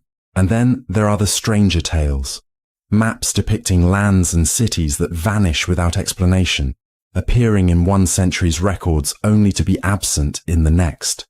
Are they mistakes, myths, or evidence of how fragile memory is, how easily places and lives can slip through history's cracks? Imagine standing in the center of such a forgotten city, now reduced to scattered stones and whispers. You close your eyes and try to hear the echoes, the chatter of marketplaces, the clang of blacksmiths' hammers, the soft hum of daily life. All of it gone. And you wonder, who were they? Did they know their world would be forgotten? Or did they believe, like most of us do, that their city, their lives, would endure? It's unsettling to think how easily the world can move on. Names erased, roads covered by forests, entire civilizations fading until they become nothing more than a footnote, or less. And here's the most haunting thought. What if some of these cities weren't just lost, but hidden, covered not by time or nature, but by intention? Kept from us for reasons we'll never understand. As you breathe slowly, let the image settle. A vast plain under a twilight sky, scattered stones glinting faintly in the fading light.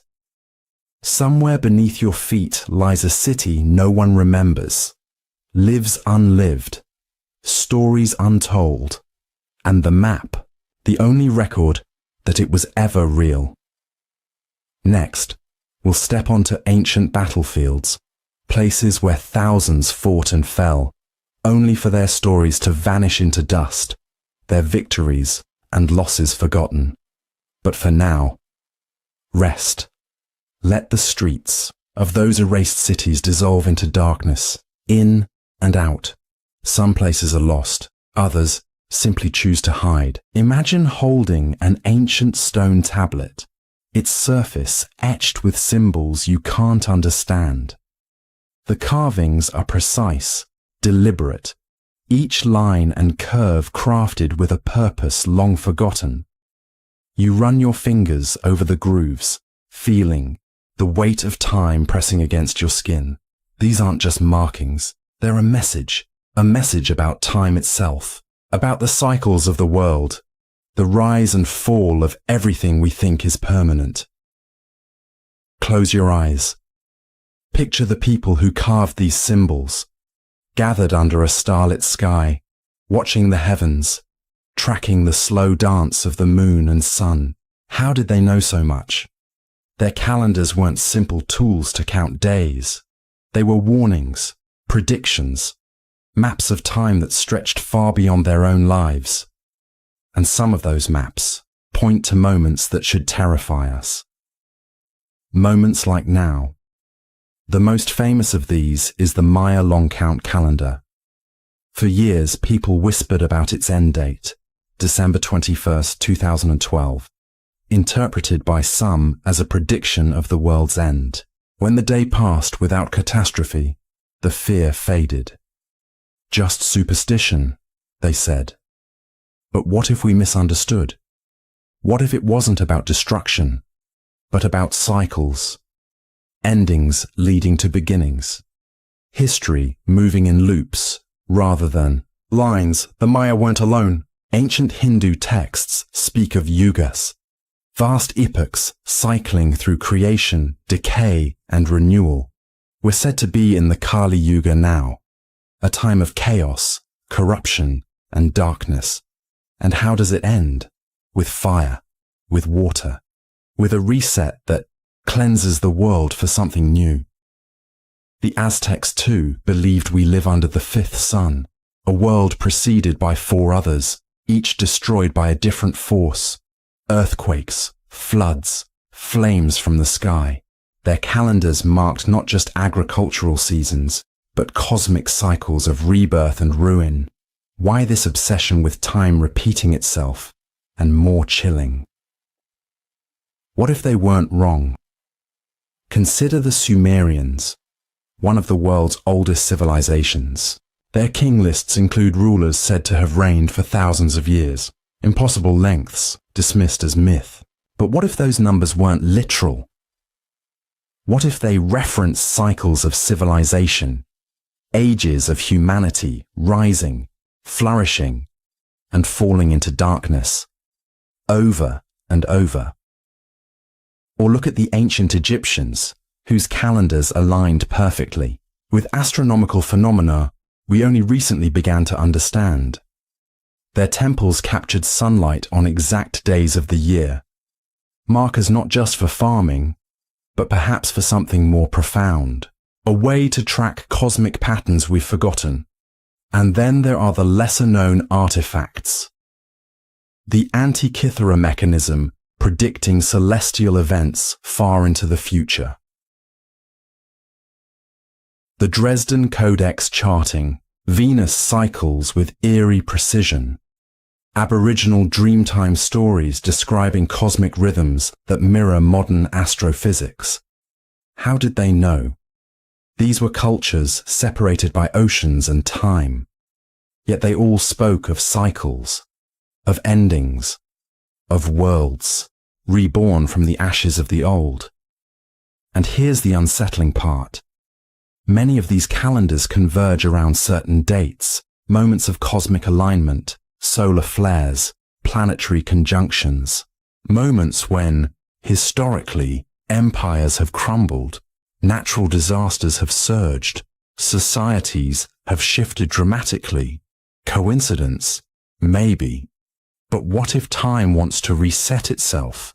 What if history isn't a progression forward, but a wheel turning, grinding civilizations beneath it before lifting them up again? And what if we're nearing another turn of that wheel?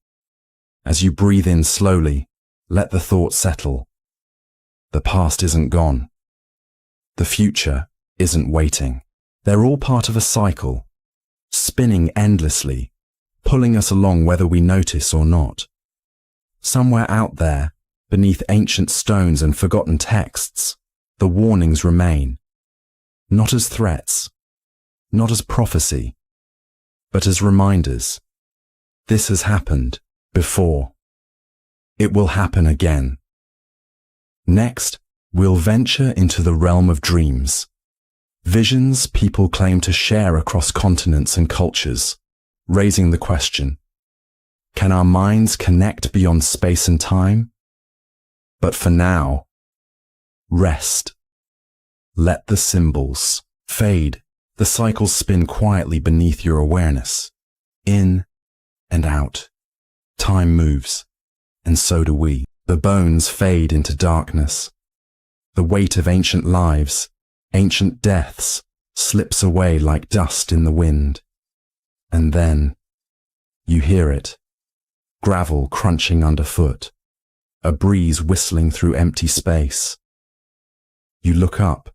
You're standing on a road. Straight, endless. Black asphalt stretching into the horizon beneath a starless sky. No cars, no lights, no signs, just you and the road. You glance back, expecting the bones, the darkness, but there's nothing.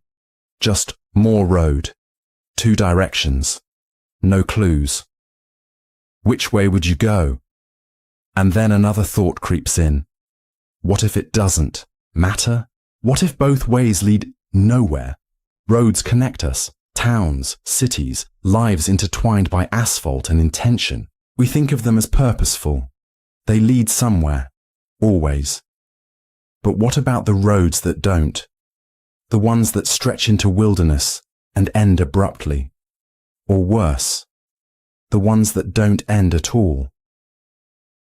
Around the world, stories surface of roads that defy logic, paths that seem to move, to change, to trap, roads you drive down and never reach the end of, or roads that turn back on themselves, no matter how far you go. Take Japan's old Chusetsu tunnel, sealed after numerous accidents and strange reports. Travelers speak of driving through it, only to emerge back where they started. No turns, no exits, just a looping nightmare. Lights flicker, radios fill with static, and some claim to hear footsteps echoing from the back seat. Or consider Clinton Road in New Jersey, stretching through dense forest, lined with legends. Visitors report phantom vehicles appearing out of nowhere, headlights blazing before vanishing. Others tell of ghostly children throwing coins back from the bridge, cold hands brushing against windows. Drive too far, and the road seems to stretch. Minutes turning to hours with no end in sight.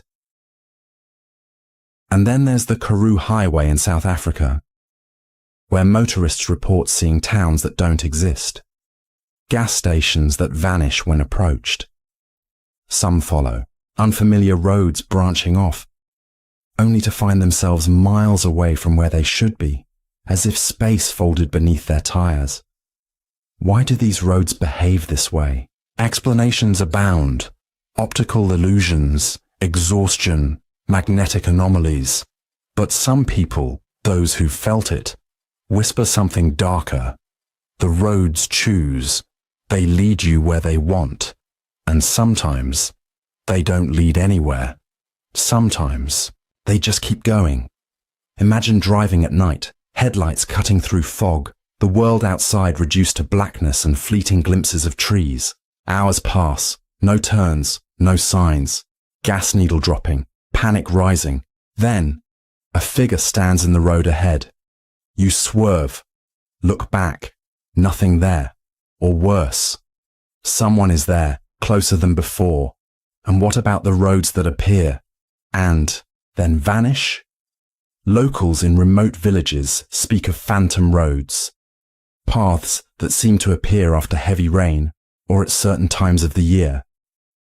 Follow them, and you'll find ruins that don't exist on any map, or fields where time feels wrong, watches freezing, the sun hanging too long in the sky, and there are places, hidden on old maps, where roads should be, where they once were, yet now, nothing, just fields, forests, as if the roads were never built.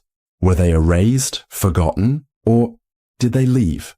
Because here's the thought that sticks in your mind as you stand on that endless stretch of asphalt. What if some roads aren't meant for us? What if they lead to places outside what we understand? Thin spaces, in between worlds, and worse. What if someone or something uses them to come the other way, You start walking, one foot in front of the other. No landmarks, no sounds beyond your breathing, your steps echoing against emptiness. Then, faintly, you hear it. Tires on gravel. A car approaching. Headlights flaring. You wave. The car slows, and as it passes, you glance inside. Empty. No driver. No passengers. Just empty. And the road stretches on. Always on. As you breathe in slowly, let the road unravel beneath your thoughts. The endless path winding through places that never were, never will be. Somewhere out there, asphalt cracks under phantom wheels. Somewhere, someone is still walking, still driving, still searching for an end that doesn't exist. Would you keep going? Would you turn back? But then you remember. There was no back. Next, we'll explore the unsettling nature of visions. Eyes that see too much. People witnessing things no one else can explain. Glimpses into something beyond human sight. But for now, rest. Let the road stretch into darkness, the tires fade into distance, in and out. Some roads go nowhere, some don't. Let you leave. The ocean fades beneath you. The salt air dissolves. The waves grow silent. You lift your gaze. Above you stretches a vast expanse, endless, open, dark. The sky, it looks empty, quiet, but the sky remembers. It remembers every gaze lifted in wonder, every prayer whispered beneath the stars, every fleeting glance, every long, searching stare into its depths. And sometimes, when you least expect, it looks back. For as long as humans have walked the earth, we've looked up, seeking answers, stories, signs. The sky holds beauty, shimmering, auroras, blazing comets, stars scattered like diamonds on velvet. But sometimes it holds something else, lights that move against the wind, shapes that hang motionless before darting away at impossible speeds, glows that pulse without sound, watching, waiting. We call them many things: UFOs, aerial anomalies, will-o'-the-wisps. Science offers explanations, atmospheric phenomena, reflections, human imagination reaching beyond itself. And yet, the stories persist, stories of skies that flicker with things that shouldn't be there. Consider the Phoenix Lights of 1997. Thousands of witnesses, including pilots and military personnel, reporting massive, silent lights drifting over Arizona. Or the Foo Fighters of World War II. Not the band, but glowing orbs that danced around fighter planes, evading bullets, mocking logic. Pilots from both sides saw them. No one knew what they were. But this isn't new. Look back, way back. Ancient cave paintings in France depict figures reaching towards shapes descending from the heavens, shapes uncannily similar to modern sightings. Medieval manuscripts speak of fiery shields hovering over battlefields, casting strange shadows on the ground. In 1561, the people of Nuremberg awoke to find the sky filled with rods, spheres, and crosses, all swirling in what witnesses described as a celestial battle. Mass hysteria, imagination fueled by fear, perhaps. But how do you explain reports separated by centuries, describing the same things? Then there are the places where the sky seems thinner. In Norway, the Hessdalen lights flicker unpredictably, balls of glowing energy dancing above valleys, photographed, measured, yet unexplained. In Australia's outback, travellers report a shimmering, moving glow that follows them across desolate roads. And what of the black triangles, Vast, silent crafts seen hovering over cities, blocking out stars. No engines, no sound, just darkness. And the eerie hum that some say you don't hear, you feel. Theories abound, advanced technology. Ours, or someone else's. Atmospheric plasma. Earth itself releasing energy in strange ways. Interdimensional. Visitors. Beings slipping through thin places in reality.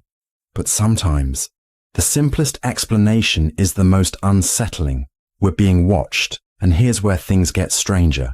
Some people disappear under those skies. Hikers found without their gear, footprints ending abruptly in open fields. Pilots reporting, strange lights before going silent. Planes never recovered.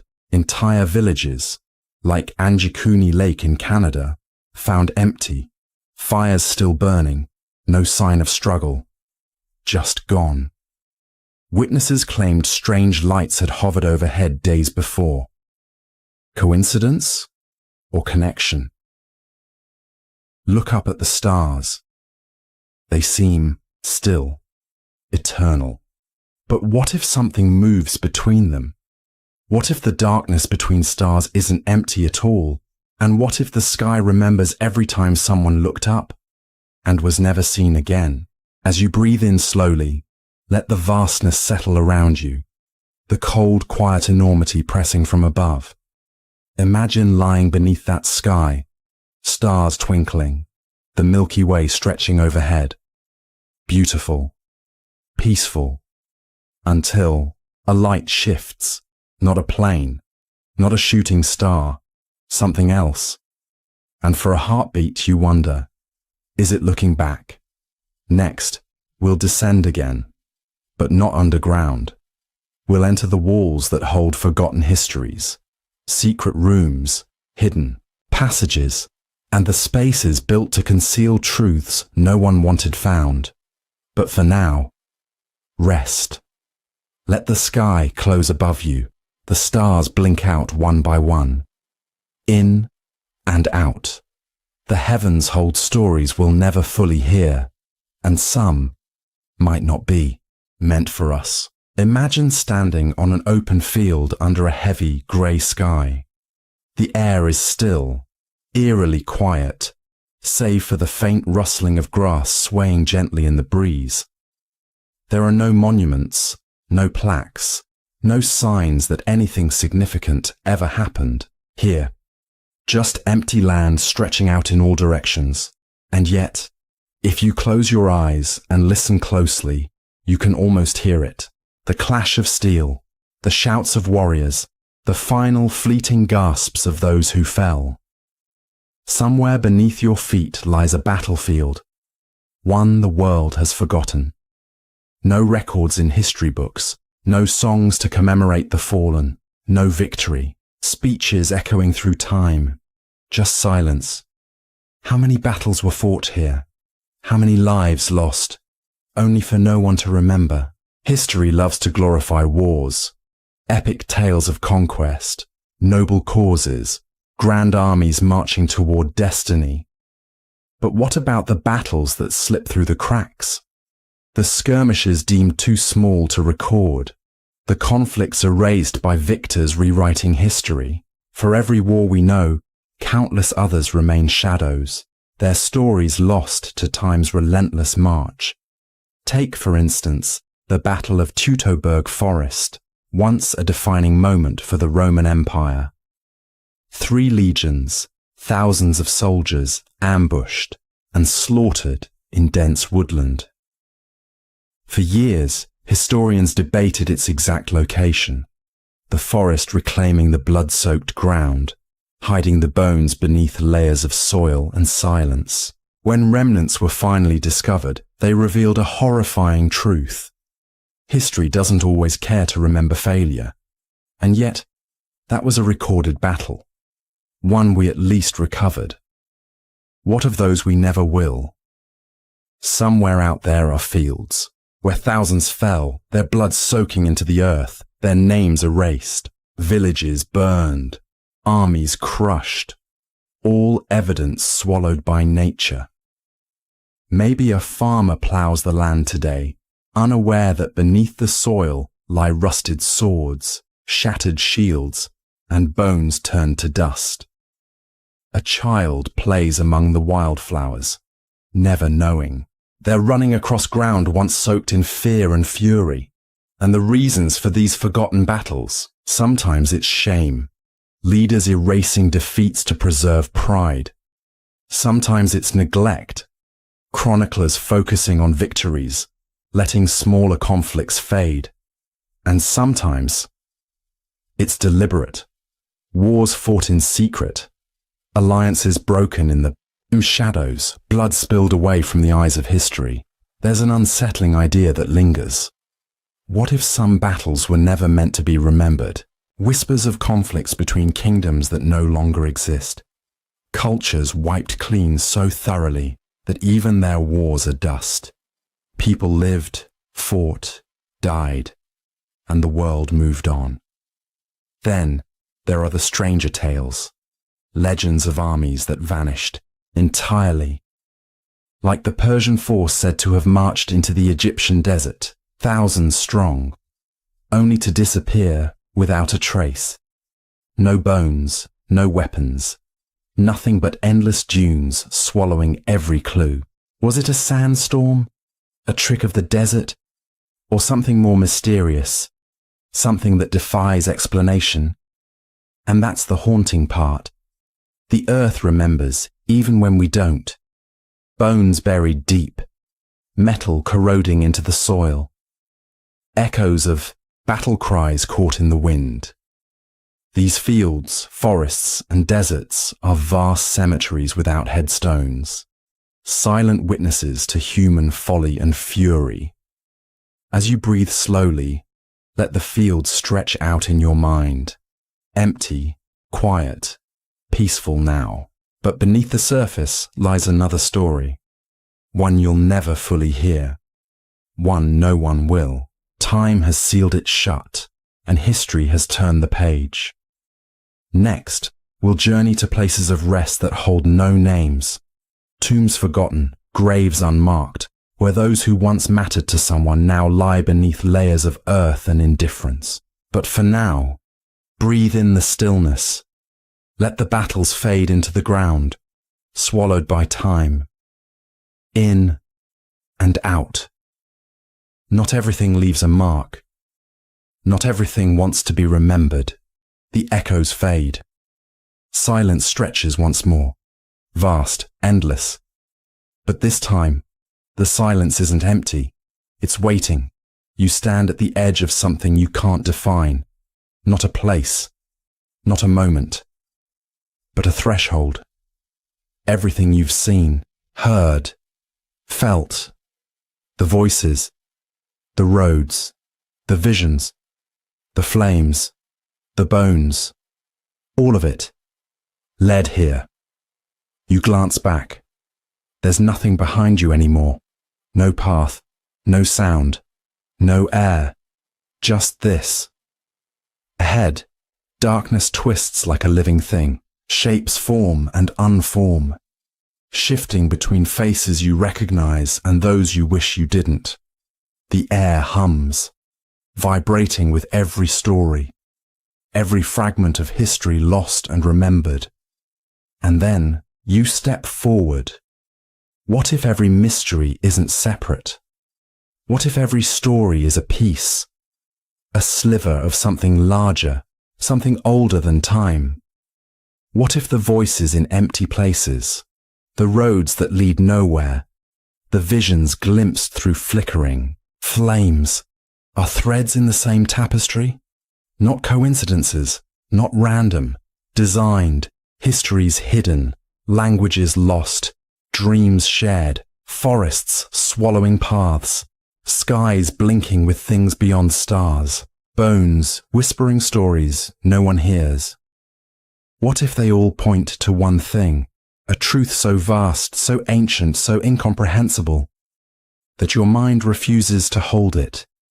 And yet, here you are, at the threshold. You breathe in, the darkness ahead pulses. Come closer. It's not a voice, It's not sound, it's understanding. Everything collapses in on itself. Time folding like paper, space twisting like smoke. You see flashes, a hand carving symbols into stone, beneath an ocean, eyes blinking open in the void between stars, flames flickering in places where no light should reach, roads spiraling into skies that aren't skies, faces without mouths, smiling, and you understand. For a moment, just one heartbeat, you know why the forests twist, why the bones wait, why the sounds call, why the skies remember, why the roads lead nowhere. Everything is connected, and then it's too much. The knowledge shatters, slipping through your mind like sand through fingers. Gone, lost, all that remains is the threshold. Waiting. Would you cross it? Step fully into the unknown, or turn back to the roads, the forests, the skies you think you know, but then you remember there is no back. There never was. The threshold is the world. The world is the threshold, and you've been standing in it all along. You close your eyes, breathe in, out. Everything is quiet. Everything is vast. Everything just is. Thank you for walking this path, for listening, for seeing. Some roads end, some don't, and some begin where endings lie. Rest now. Let the mysteries settle. Let the darkness embrace you, in and out. Sleep well, if you can.